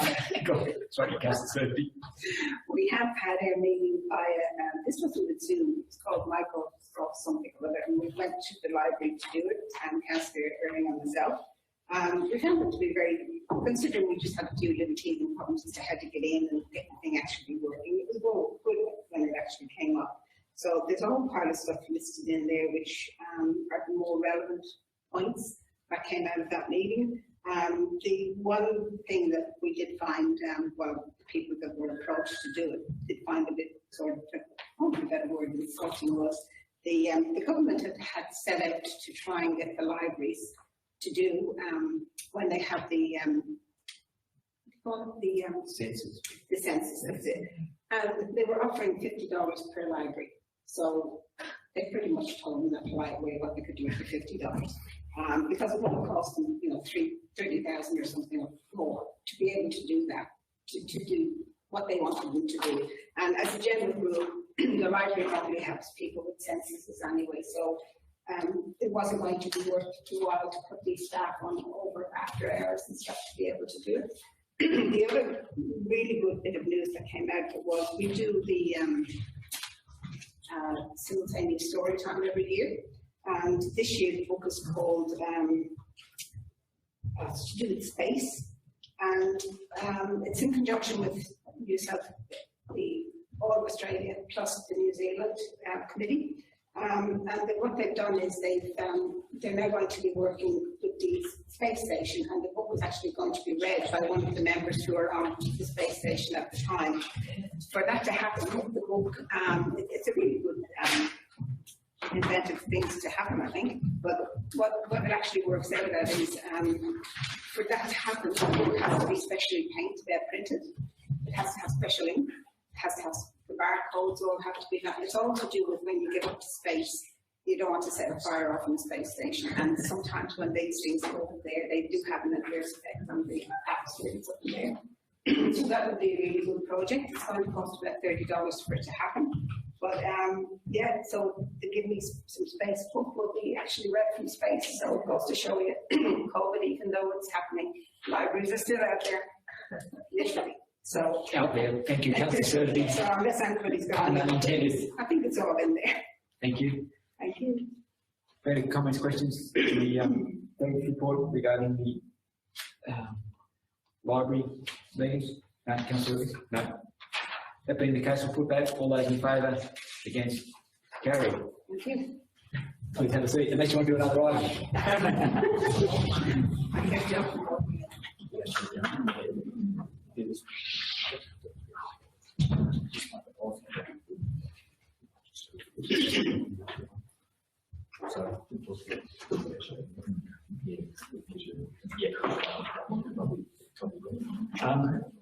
We'll move on now to the I made on the agenda. These being the policy items. The first of these is the Warren Memorial Swimming Pool Management Manual Policy. Someone happy to move that? I think it's, as a preface, it's something that we just needed to, all the work going on at the pool, need to update it. There needs to be a management policy, a manual, sorry, so that everyone's very clear. It's transferable, people come and go. Everyone will understand what's required in terms of management the pool. Councillor Brewer, you happy to move that? Yes, thank you. Yep. Second, Councillor Williamson. Councillor Brewer. firstly, I'm surprised we didn't already have something like this, but in the definitions, when I was reading through this, it wasn't clear to me, maybe until the end, and I still wasn't definite what the definition of child was for the purposes of, there's a 1 to 18 rule, I think, and the rules around supervised and unsupervised children seem to be 10 years and under, but it's not actually specifically stated what a child is. And I think that if I was working at the pool and supervising children, I'd need to know at what point a child is a child for the purposes of this document. And there could be some legal implications going forward if there was a mishap or something like that, or an injury sort of thing. So could we put that in the definitions, if you don't mind? Because at one stage, because the family plus 18-year-old children can be on the family pass, but then we refer to children unsupervised for 10 years and below. So just some clarification on what is a child, and otherwise I think the document's fantastic. There's a couple of typos here and there, but I guess I'll get those ironed out. It's not a big deal, but that's the definition part that I'd like to see. Yes, any possibilities? Yep. I just want to defer to the general manager for who's put this together. I think it's clear that it's 10 years old, but I might be wrong on that, but it's not actually specifically stated. Yep. General manager might just lead some discussion on this manual, the policy, regarding good swimming pool manual. Thank you, Mr. Mayor. Again, this is part of our improvement overall. One, work health and safety, but definitely our insurance areas, that we need to have up-to-date information that's compliant with rules and regulations across the state. So our compliance has been fine. What we wish to do is now elevate this to a much higher level and start to collect information, make sure that things like our first aid room is actually a first aid room, not a storeroom from, unrelated rubbish, that we do have, adequate provisions, that we have lifeguards on place, that they're wearing the correct uniforms according to Life Saving Australia, rather than, the uniforms that we currently supply our staff, that training is undertaken so that we know that we're meeting all the requirements around good practices, where there's water, that we do have, as Councillor Brewer indicates, that we do have satisfactory supervision of children when they're in there, so that we know what's going on with them. Just setting some rules around, how the place operates and functions to a higher level, because, as General Manager, I do not know the day-to-day stuff. If I pick up this book, I would expect that the staff will operate according to that. So when an incident occurs, it always hits my desk first, and my first assumption is we have been operating to the rules. If there are no rules, then we're not operating. It's very hard to justify how the place operates. So, I suppose the biggest thing we observe as we go through, you cannot cook chips and supervise kids in the pool, and part of the master plan that is going to the committee this afternoon recognises those sorts of things. Should there people be there to cook chips, and there should be people there to supervise the people in the pool, which really comes out of these guidelines. We have a responsibility for lots of things at the pool, and it's not just the safety of the people in there, it's the safety of the water that's in there, the safety of our staff, the chemical use, and all sorts of other things. And this starts to reset the focus for staff or contractors back to what we should be meeting. So I know there's a lot in there, but it's really refocusing our direction as to where we should be going and making sure that we're compliant, with rules outside our own organisation. Thank you, Mr. Chairman. Good question, Councillor. I have two questions, and one's related to what's it's number 10 on page 16. So it talks about not engaging in trade or commerce without written exemption. Yeah, they're not participating in that. So I was just wondering if whether, you know, the groups such as the schools, PNF or PNC that might run a sausage sizzle during their school student carnival as a fundraiser, was that process already in place, or is this something new that we might need to make sure that those groups are informed about? Mr Mayor, that's an approved activity, so the schools will go and book the pool for the whole day. And as part of that, they will say, you know, we wish to use the barbecues, and we've just installed 2 new electric barbecues there, so we do want to be used. So when you book the facility, you get the use of the facility. So it is approved by the fact of the booking.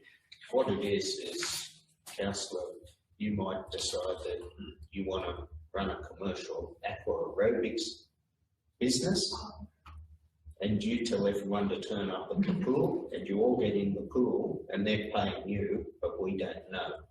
So what you need is an approval to actually run that business on council land, and we need to make sure that you're insured, that you've got the right qualifications, those sorts of things.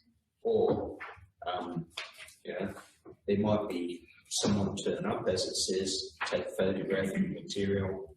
Someone turns up and decides to photograph everyone in the pool. That may be inappropriate because the person, the organisation, or the reason, they need approval to come in before they get there and do that.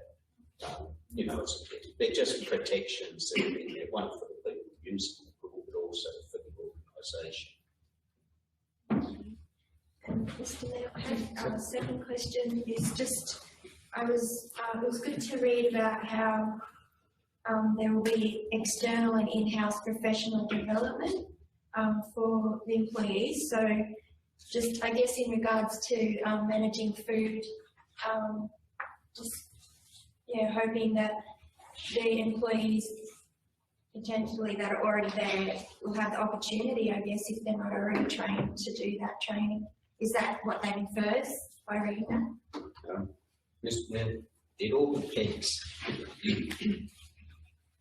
We will train staff to do the function they're doing. As I said, I do personally, I do not want to see a pool person, lifeguard, in the canteen cooking chips, because that is not their job. That's not what we employ them for, but that happens now, which is not correct. To look at the big picture, the food premises that we operate needs to come up to the Australian or the New South Wales Food Act standards, and that's part of the master plan process. So somewhere down the track, council needs to invest in improving the premises, and the people that operate in there, if they're council staff members, they will be trained to operate in food premises. You know, if they're a lifeguard, they will be trained to be a lifeguard. If they're required to supervise the pool dosing of chemicals and its operation, they'll be trained in those areas as well. And we do this with all our staff. We don't train our staff right across the board to do everything. We train them in specifics and then smaller items. The guy who drives a lawnmower won't necessarily be trained as a heavy truck driver, for instance. So, you know, we sort of work through it. So it's the same principle, and we do that now. But yeah, you've got to read this a little bit with the master plan that's come out as to where we need to invest money, where we need to train our staff. But we should always be investing in training, whether it's our staff or in the master plan, it talks about training community members, because the people we have now may not be here forever, and we want to train people coming through, you know, or the pool of people we've got is limited. You know, if we start to train the community to be lifeguards and put them through that sort of training, we have a bigger pool of people to look at. So, and the master plan talks about training the community, where this one says, when you've got someone, make sure they're trained. And just quickly, Mr. Mayor, I know we haven't, I don't think we're going down this track. We haven't discussed it, but just hoping that we can, as a council, keep the canteen as a council running business, so that, because I know that's some sort of income for all council, rather than being a leased out arrangement. Mr. Mayor, if I can comment on that, in the master plan, it actually talks about council undertaking some reviews of the operation of the pool itself, and to look at all the alternatives, which could be running the pool on a lease basis as well.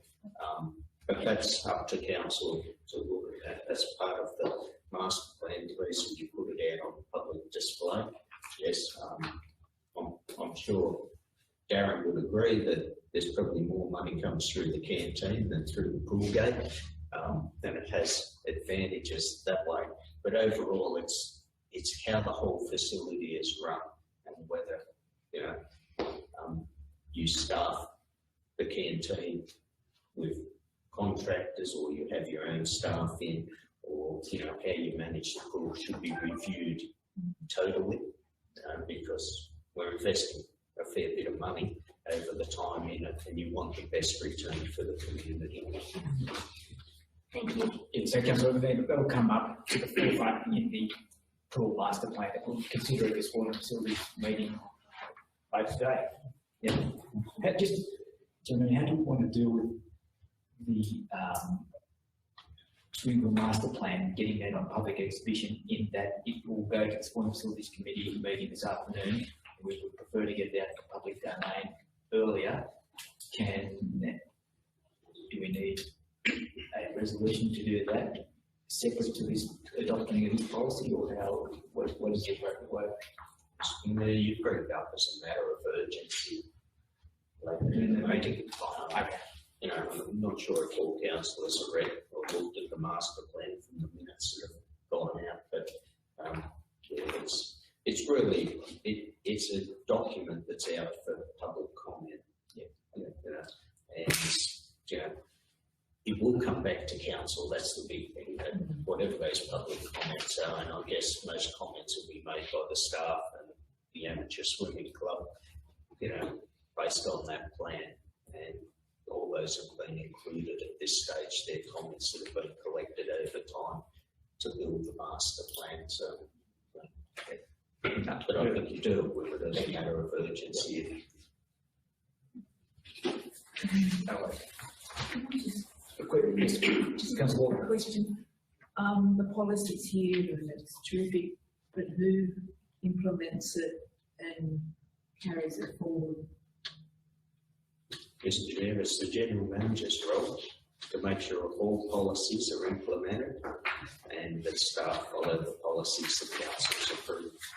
So, yes, it comes to me. I then delegate that responsibility to the responsible person, which then continues down. So any policy that council approves then goes through the process, and we manage how that's operated. Would that be someone working at the facility? Mr. Mayor, the people, our staff at the pool must comply with the policy if the policy is in place. Failure to comply with the policy is a breach of council requirements. I'm just wondering who has the ultimate and who's not influenced, just to make sure that it all, because it's an important. Mr. Mayor, the General Manager. We'll make sure that it's fully cooperation, Councillor, if we adopt the policy. At the end of the day, you beat the General Manager up. Okay. Any further comments, questions before we put that? That's the swimming pool management manual policy. Councillor Irvin, Yeah, thank you. Just wondering if the manager has anything to add. As I know that you've had a lot of experience in this area as well, even though you're obviously not the ultimate person. Through you, Mr Mayor, not at this stage, no, thank you. Very good. Any further comments, questions before we put the Springfield management policy? That being the case, all those in favour? Against? Carried. Moving on to second of our policies, that being the COVID-19 policy. Someone happy to move that? Councillor Derrick, Councillor Walker. Councillor Derrick, Move the recommendation, thank you. would you, I'd also perhaps ask for a comment from the general manager as he put this together. Thank you. Would you mind? Thank you, Mr. Mayor. Unfortunately, COVID-19 is still going to be with us. Looks like for many years. And even though we've been following all the state government guidelines up to this point, it's important that we do have a policy that covers this and looks at, what our employees do and, putting in some practice like sitting here today when probably a little bit close according to the policy, but we need to have something to fall back on and indicate that we are following the rules, and from the insurance point of view again, that we do have a policy that we can fall back on and give some direction to whether it's staff, public, councillors as to how we manage COVID-19.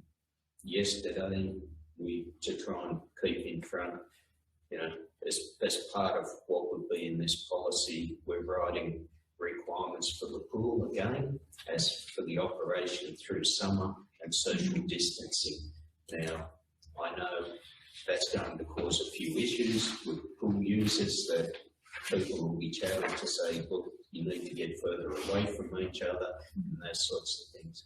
But council has a position that it can fall back to and say, look, we're trying to do the best we can to protect our community. If, in those sorts of procedures, we've looked at over the last couple of weeks, people wanting to bring shows here, show rides and things like that. Yes, they do have their own policies. Is it appropriate to bring people into the community? Well, we can fall back on the policy. I know on the weekend there was a horse event and they had a restriction of 100 kilometres around as part of their COVID policy. Again, we have a policy that complements that action and would support their policy and how they implement it. Schools have policies on going to, ovals and pools and things and social distancing, which this then complements. Unfortunately, we are bringing in something that, is now a reaction to a long-term social issue. That's where it comes from. Do you have any comments, questions regarding the COVID-19 policy before we take? Nothing further? With that, all those in favour? Against? Carried. Do you want to have a situation? We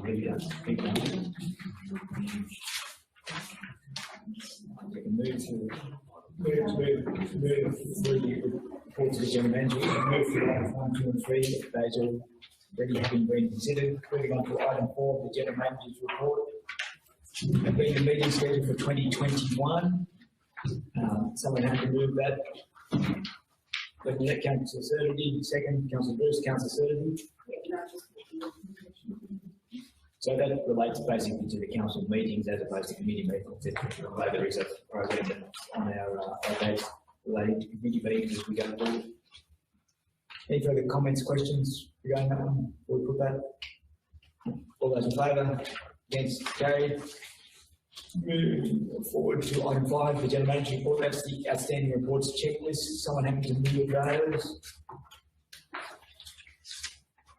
Councillor Irving, second, Councillor Walker, Councillor Irving. Just have one question. Which one we covered it in the planning committee. Thank you.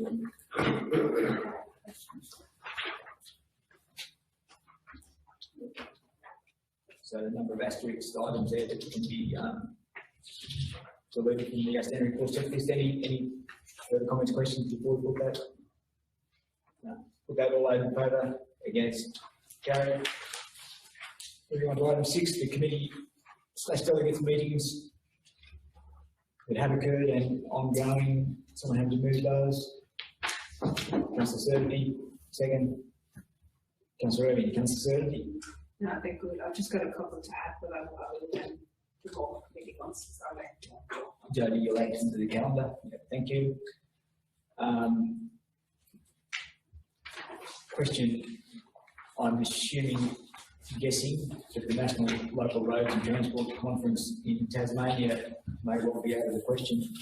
Now, Major Engineering Services? Yeah, okay. And I think if you come to the local government New South Wales Annual Conference, it's the next one, is it? Yep. We'll consider that then. Any further comments regarding the committee or delegates meetings schedule? No, nothing further. That being the case, put that all those in favour, against, carried.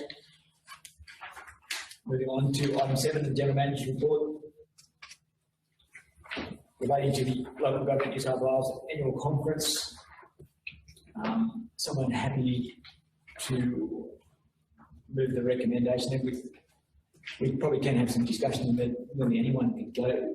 Was there a fee for my reference, Jody, to manage it, to register? How much is it? 60 to $6. Yep. 66 per registrant. Yep, per registrant. So, someone happy to move the recommendation, then we can consider delegates. Is that So on point 3, can I recommend that the voting delegate is the mayor?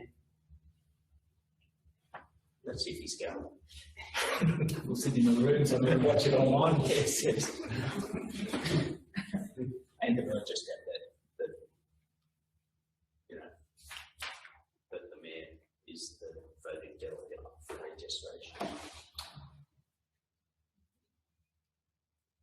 It'd be interesting because I'm trying to read the agenda and trying to understand all the motions. Usually there's 150 or so motions and how that will be dealt with. But anyway, I'm not quite grasping it yet, how it works. You'll see on the day. Okay, so sorry, going back, someone happy to move that recommendation with the addition of what the General Manager asked the Mayor be the voting delegate. Yeah, Councillor Walker and Councillor Derrick. Councillor Walker? Just with the recommendation and have a discussion, and I would like to attend. I think Councillor Williamson and I have been to a number of these now. I mean, I think it's good. Externally, it's a valuable exercise in terms of learning how things operate. I think we're only putting aside, it's a Monday as far as I remember. It is Monday the 23rd of November. If any councillor has the opportunity to participate, I think it is a worthwhile learning experience, and the fact that we're not travelling, we're not putting ourselves out too far, I think it might be just something that's worthwhile for any councillor who wanted to be part of it. So from my perspective, I don't have any problem. We have a budget for training, and part of that is for councillor training. I think that's something that could be worthwhile for anyone who's available. I don't know when, Jody, show of hands to those who would like to be registered. Yeah. Okay, so I'm calling out Councillor Certainty would like to be registered. Councillor Walker would like to be registered. Councillor Derrick would like to be registered. Councillor Williamson would like to be registered. Councillor Bruce. Councillor. I've got a work meeting that week, so it's going to be hectic. Mr. Mayor, can I just say something, please? Yeah, we'll just 2 seconds. Councillor, you make a decision, Councillor Irving. We'll go to Councillor Williamson while you're beside. Councillor Williamson. It's well worth exercise to sit there and listen to how it's very, very professional. And if you want to see our meeting to run, this is one of the ones you want to look at. Yeah. It's very interesting. It would be a bit different too, given the circumstances. Yeah, it's going to be interesting. Councillor Irving is an affirmative, and Councillor Beach is an affirmative now as well.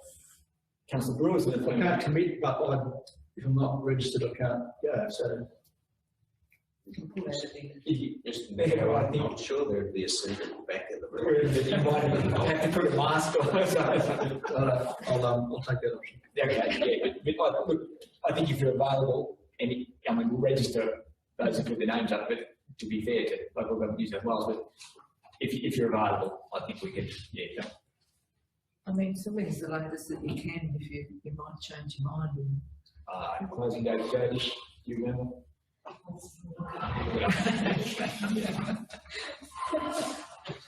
Okay. So I think we've covered the recommendation there, in the information received, noted, we've nominated our delegates, we've nominated our delegate for voting. Any further comments, questions before we put that? We'll get some more information out. I think, Jody, there's some information that came into the user. Here it's next page, sorry if I look for the further. All the time, yeah.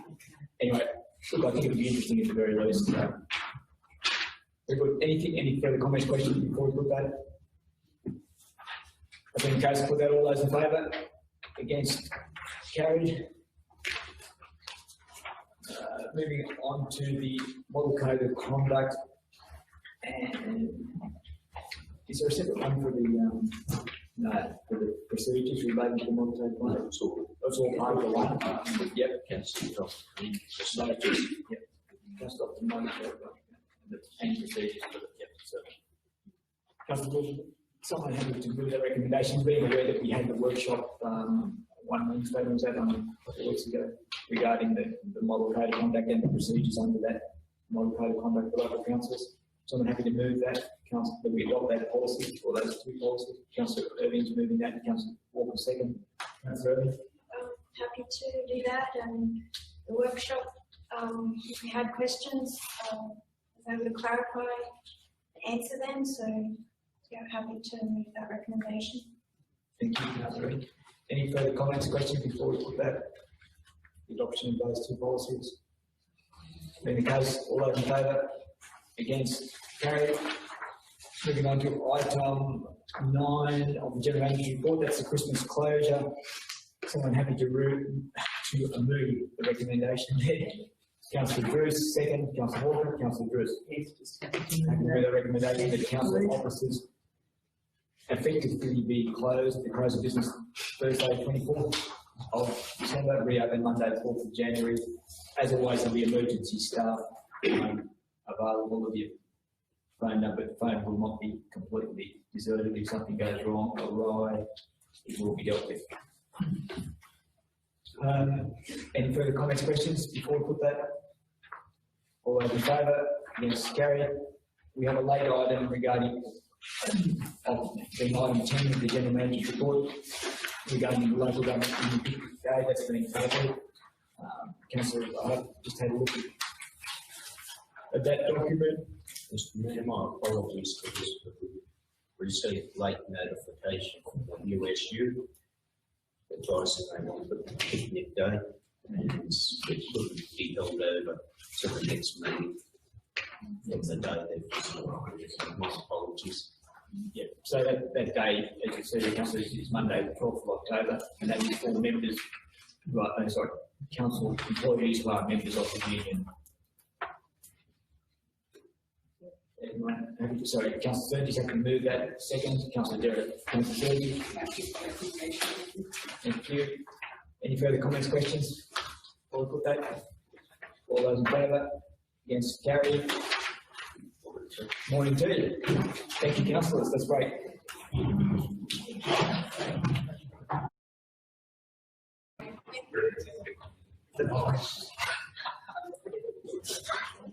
Thanks, council. We resume our meeting after morning tea. We'll move on to the reports of the Divisional Manager of Finance Administration. The first of those is the reconciliation certificate. Is someone happy to move the reconciliation certificate?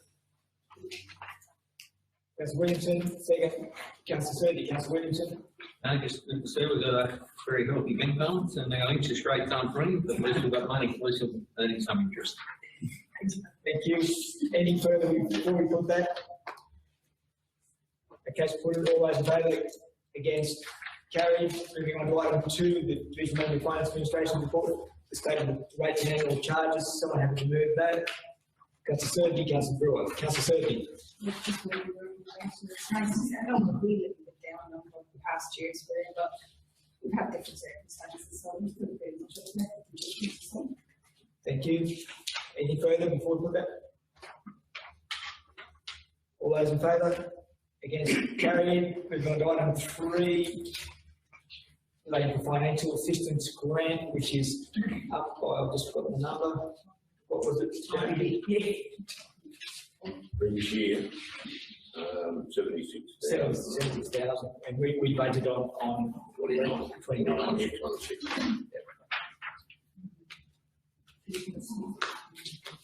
Someone happy to move the information we received and noted as per the recommendation? Thank you, Councillor Survey. Councillor Williamson. Councillor Survey, anything?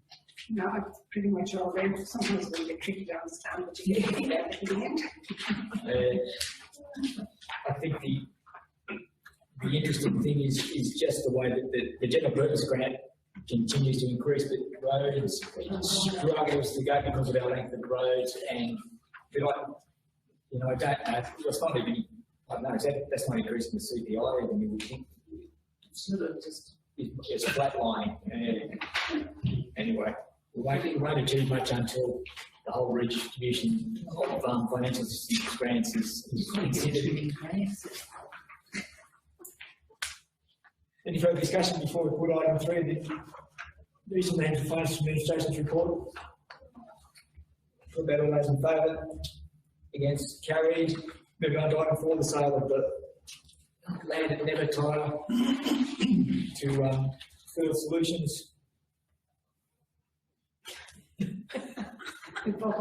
Oh, the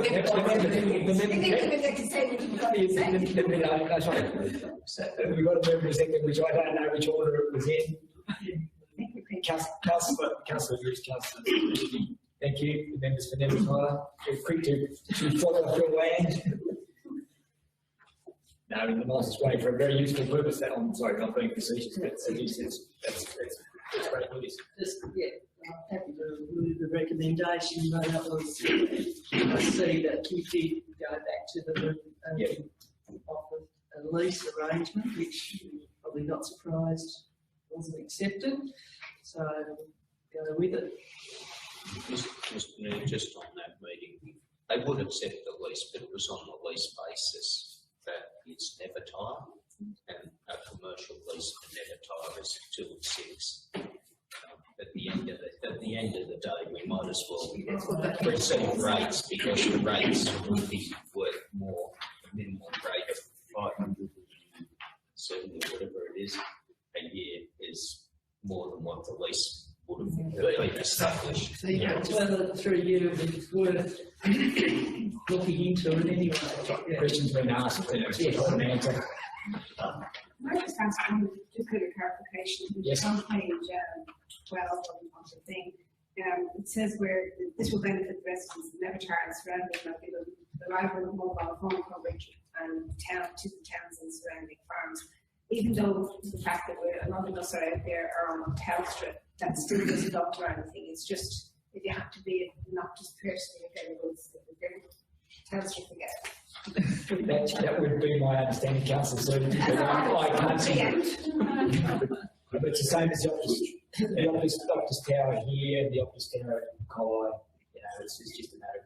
I mean, you might be lucky enough to space in the back of something, but Thank you. Any further discussion on item 4? Any further put that? All those in favour? Yes, carried. We do have a late item that's been tabled from the Division of Engineering Services regarding the tender for new sewage treatment works. Warren, you could look to it. Yeah. I'm just I'll look for a mover and seconder, and then I'll probably defer to the general manager to speak to that. He's the person who's across that. So I move to Councillor Williamson. Second was Councillor Bruce. To the general manager, this is a late item, so it might bring us up to speed. Yeah, that's transpired, given we're struggling with public works to get anywhere particularly. Mr. Mayor, just as you can see in the background, the this has been going for a long period of time. And to get to this stage, it's gone through a number of steps of assessment in the tender process that, calling of expressions of interest from companies, going through those expressions of interest to look at whether the company can actually produce the work, and it came down to receival of 2 tender submissions. One tender submission had a time period of 18 months, the other tender, which is the recommended one, had a time period of 6 months, a little bit more than 6 months.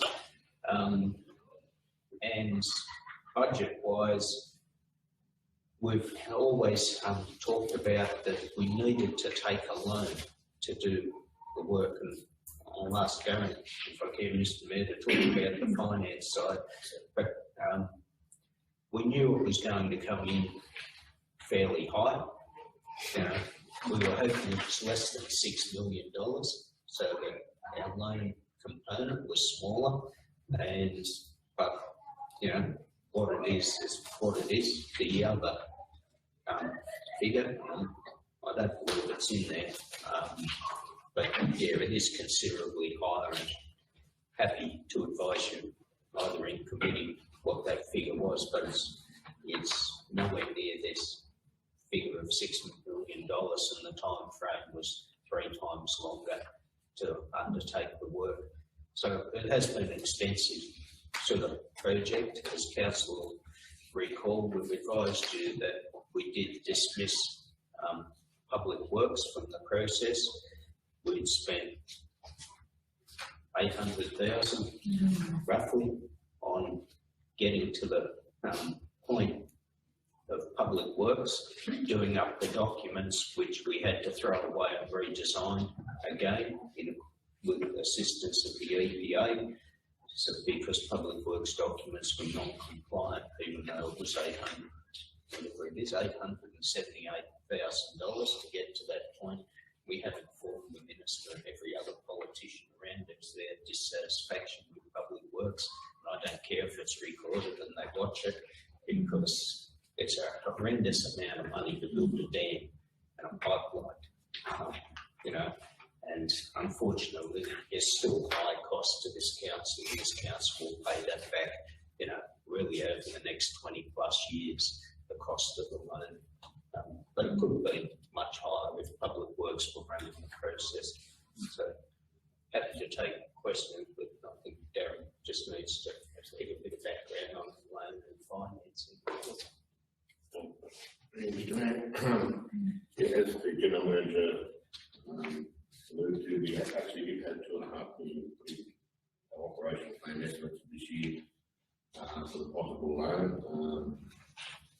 Looking at the sewer fund, the sewer fund at the end of last year had $3.6 million in there. I'd be very hesitant to try and dwindle it right down and give them the state of the water fund is, because our sewer infrastructure is aging, so they're replacing and relying. We haven't actually done any capital work for the last couple of years, so we don't want to get to a situation where we've got no money to pay for it if something really collapses. I've just been, while the meeting was on, had a look at the previous breakdown figures from when we signed the grant back in March of 2017 for the $6.1 million. In that document, the construction of the, estimated construction of the sewer treatment plant was $3.3 million, $740 to modify the sewer pump station, which gives us $4 million. If you added the escalation costs on of 145, that only brings it to 4.2. And even if you added the contingency in of 510, it only brings you to 4.7, which is just for the construction component of it.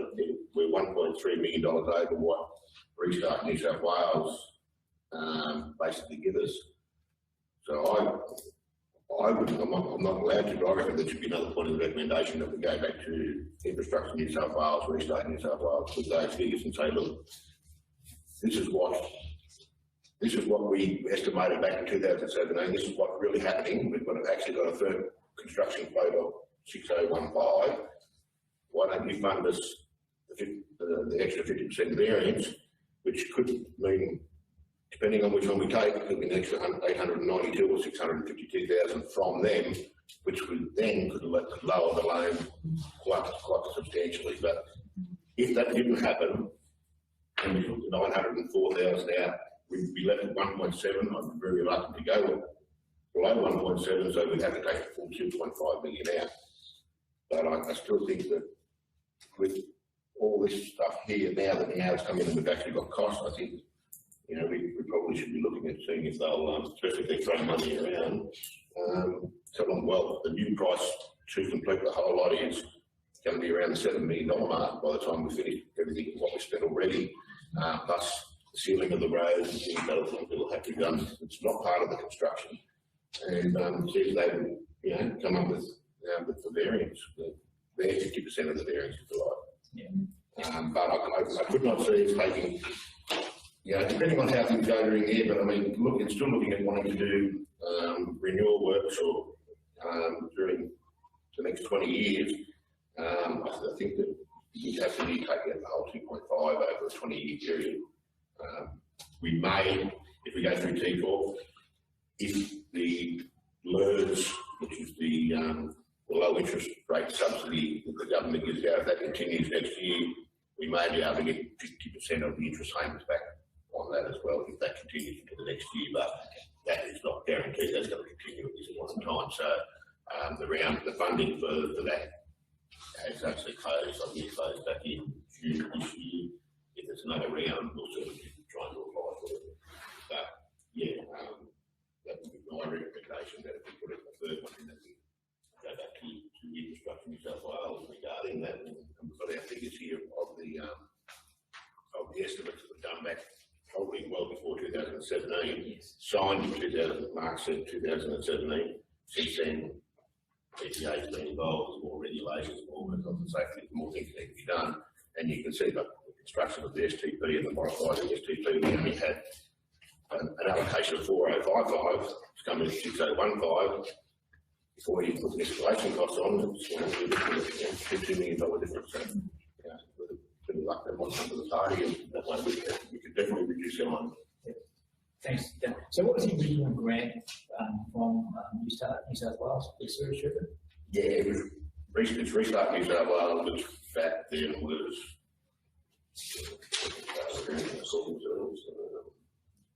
but it's a department, yeah, one of the departments up there, so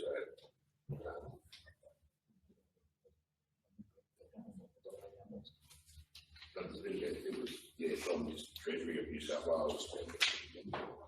Back then, Treasury were looking after Restart funding, but now it's Infrastructure New South Wales looks after Restart funding. So,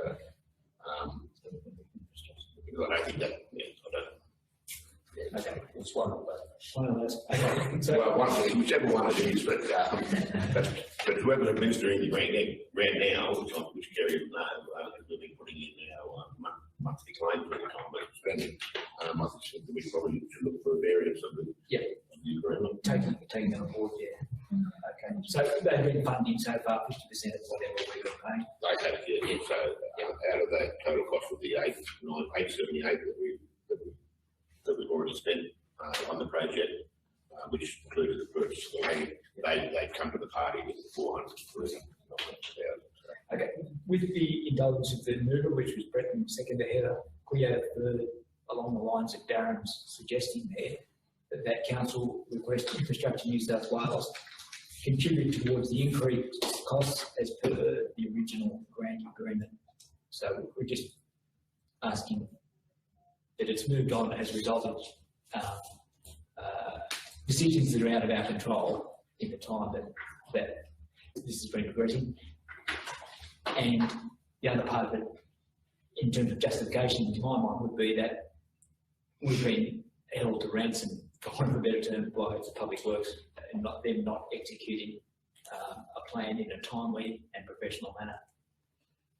So, remember, second, happy to do that. Yeah, move that way. Adding a third point there.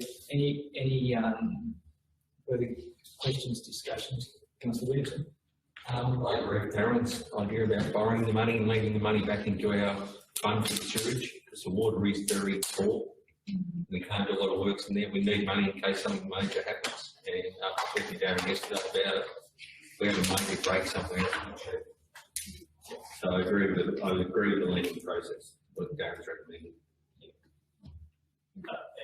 The other side is that Darren was saying interest rates are particularly low. So when we talk about repayments, we're at least that, you know, 2% on 2.5 million is still what's 50 grand a year in terms of interest, but it's a lot less than it might have been at another time.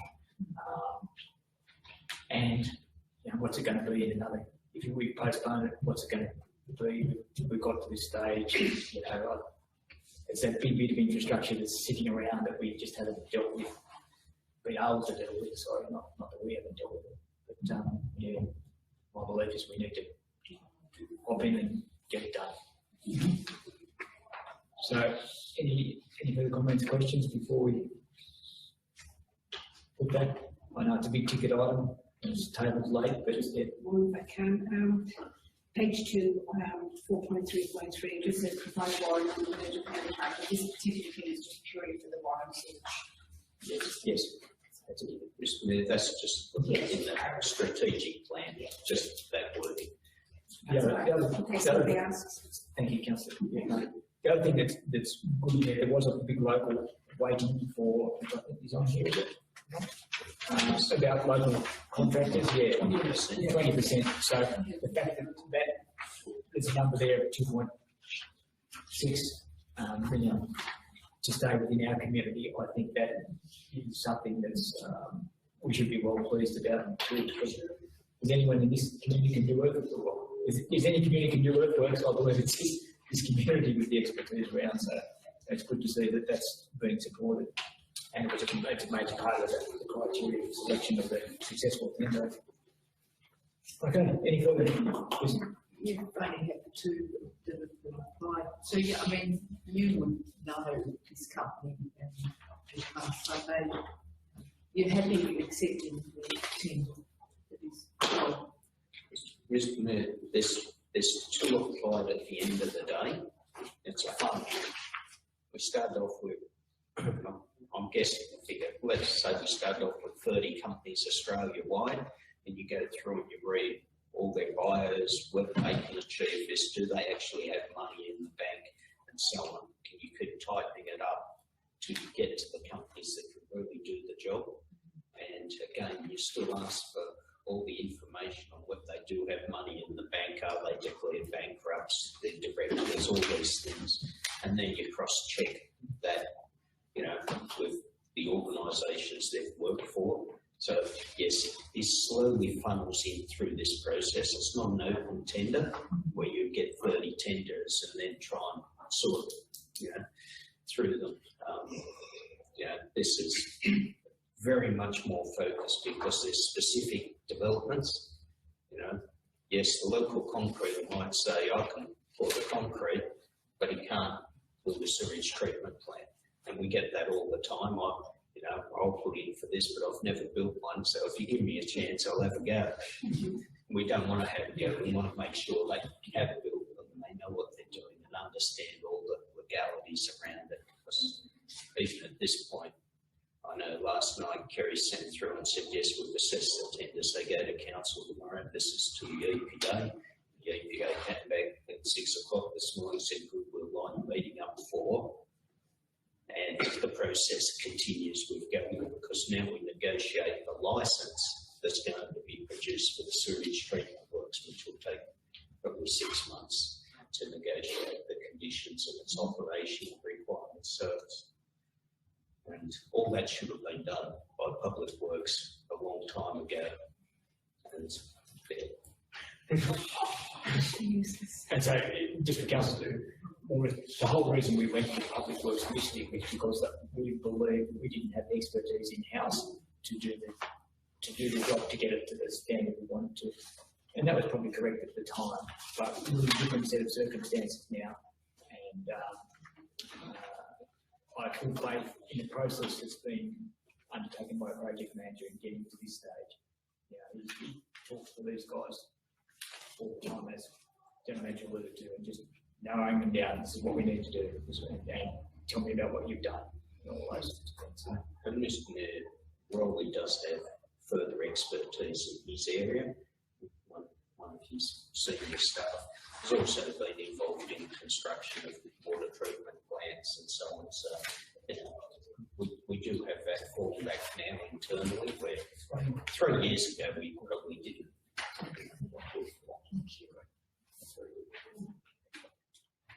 Okay, any further before we put that?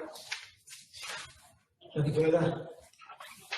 That's item 1 of the Division of Engineering Services report regarding new sewage treatment plant and acceptance of a tender. Put that, all those in favour? Against? Carried. There are no notice of motions, questions without notice. The matter of urgency is the one that I raised previously regarding the master plan for the swimming pool.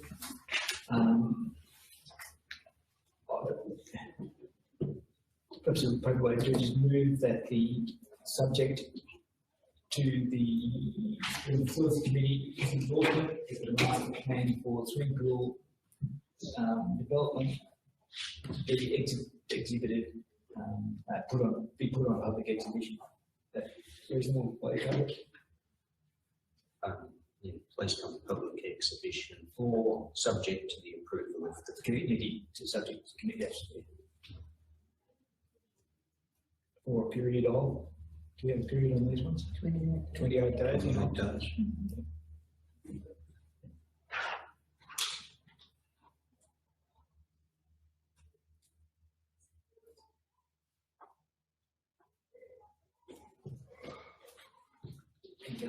What that will then do is we get that out there, we can reconsider it at our October meeting. If then we adopt that master plan, then any opportunities for grant funding that come up that fit into that master plan, we're up and running with it already. So otherwise we go to the December meeting, we have nothing in November. December, it's just that much longer period of time. You know, it's something that we can move on now. Some things need time, but this one, we can get it out. It'll come back to council anyway for consideration for any comments, questions. So it'll probably come by the Sporting Facilities Committee, I would be assuming, and then we'll come back to council. Can I have a seconder for that? Councillor Williamson, thank you.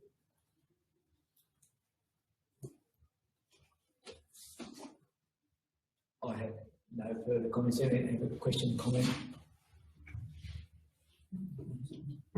Just one quick one. Yes. One of them, subject of master plans, how close are we getting to the one town do that vegetable lines and try and get to us? Mr Mayor, you should put that one and then I'll answer the question. We'll deal with this one first, Councillor Sergi, exactly.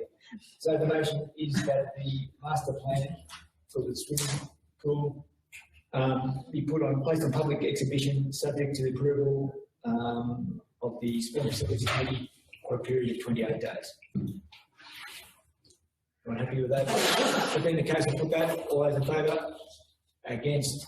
Carried. Councillor Sergi had a question regarding the Town Improvement Committee. Was it master plan? Is that all the Main Street? Just really quickly. I think you have got a question. Yes, exactly. Yep. Still happy to answer it.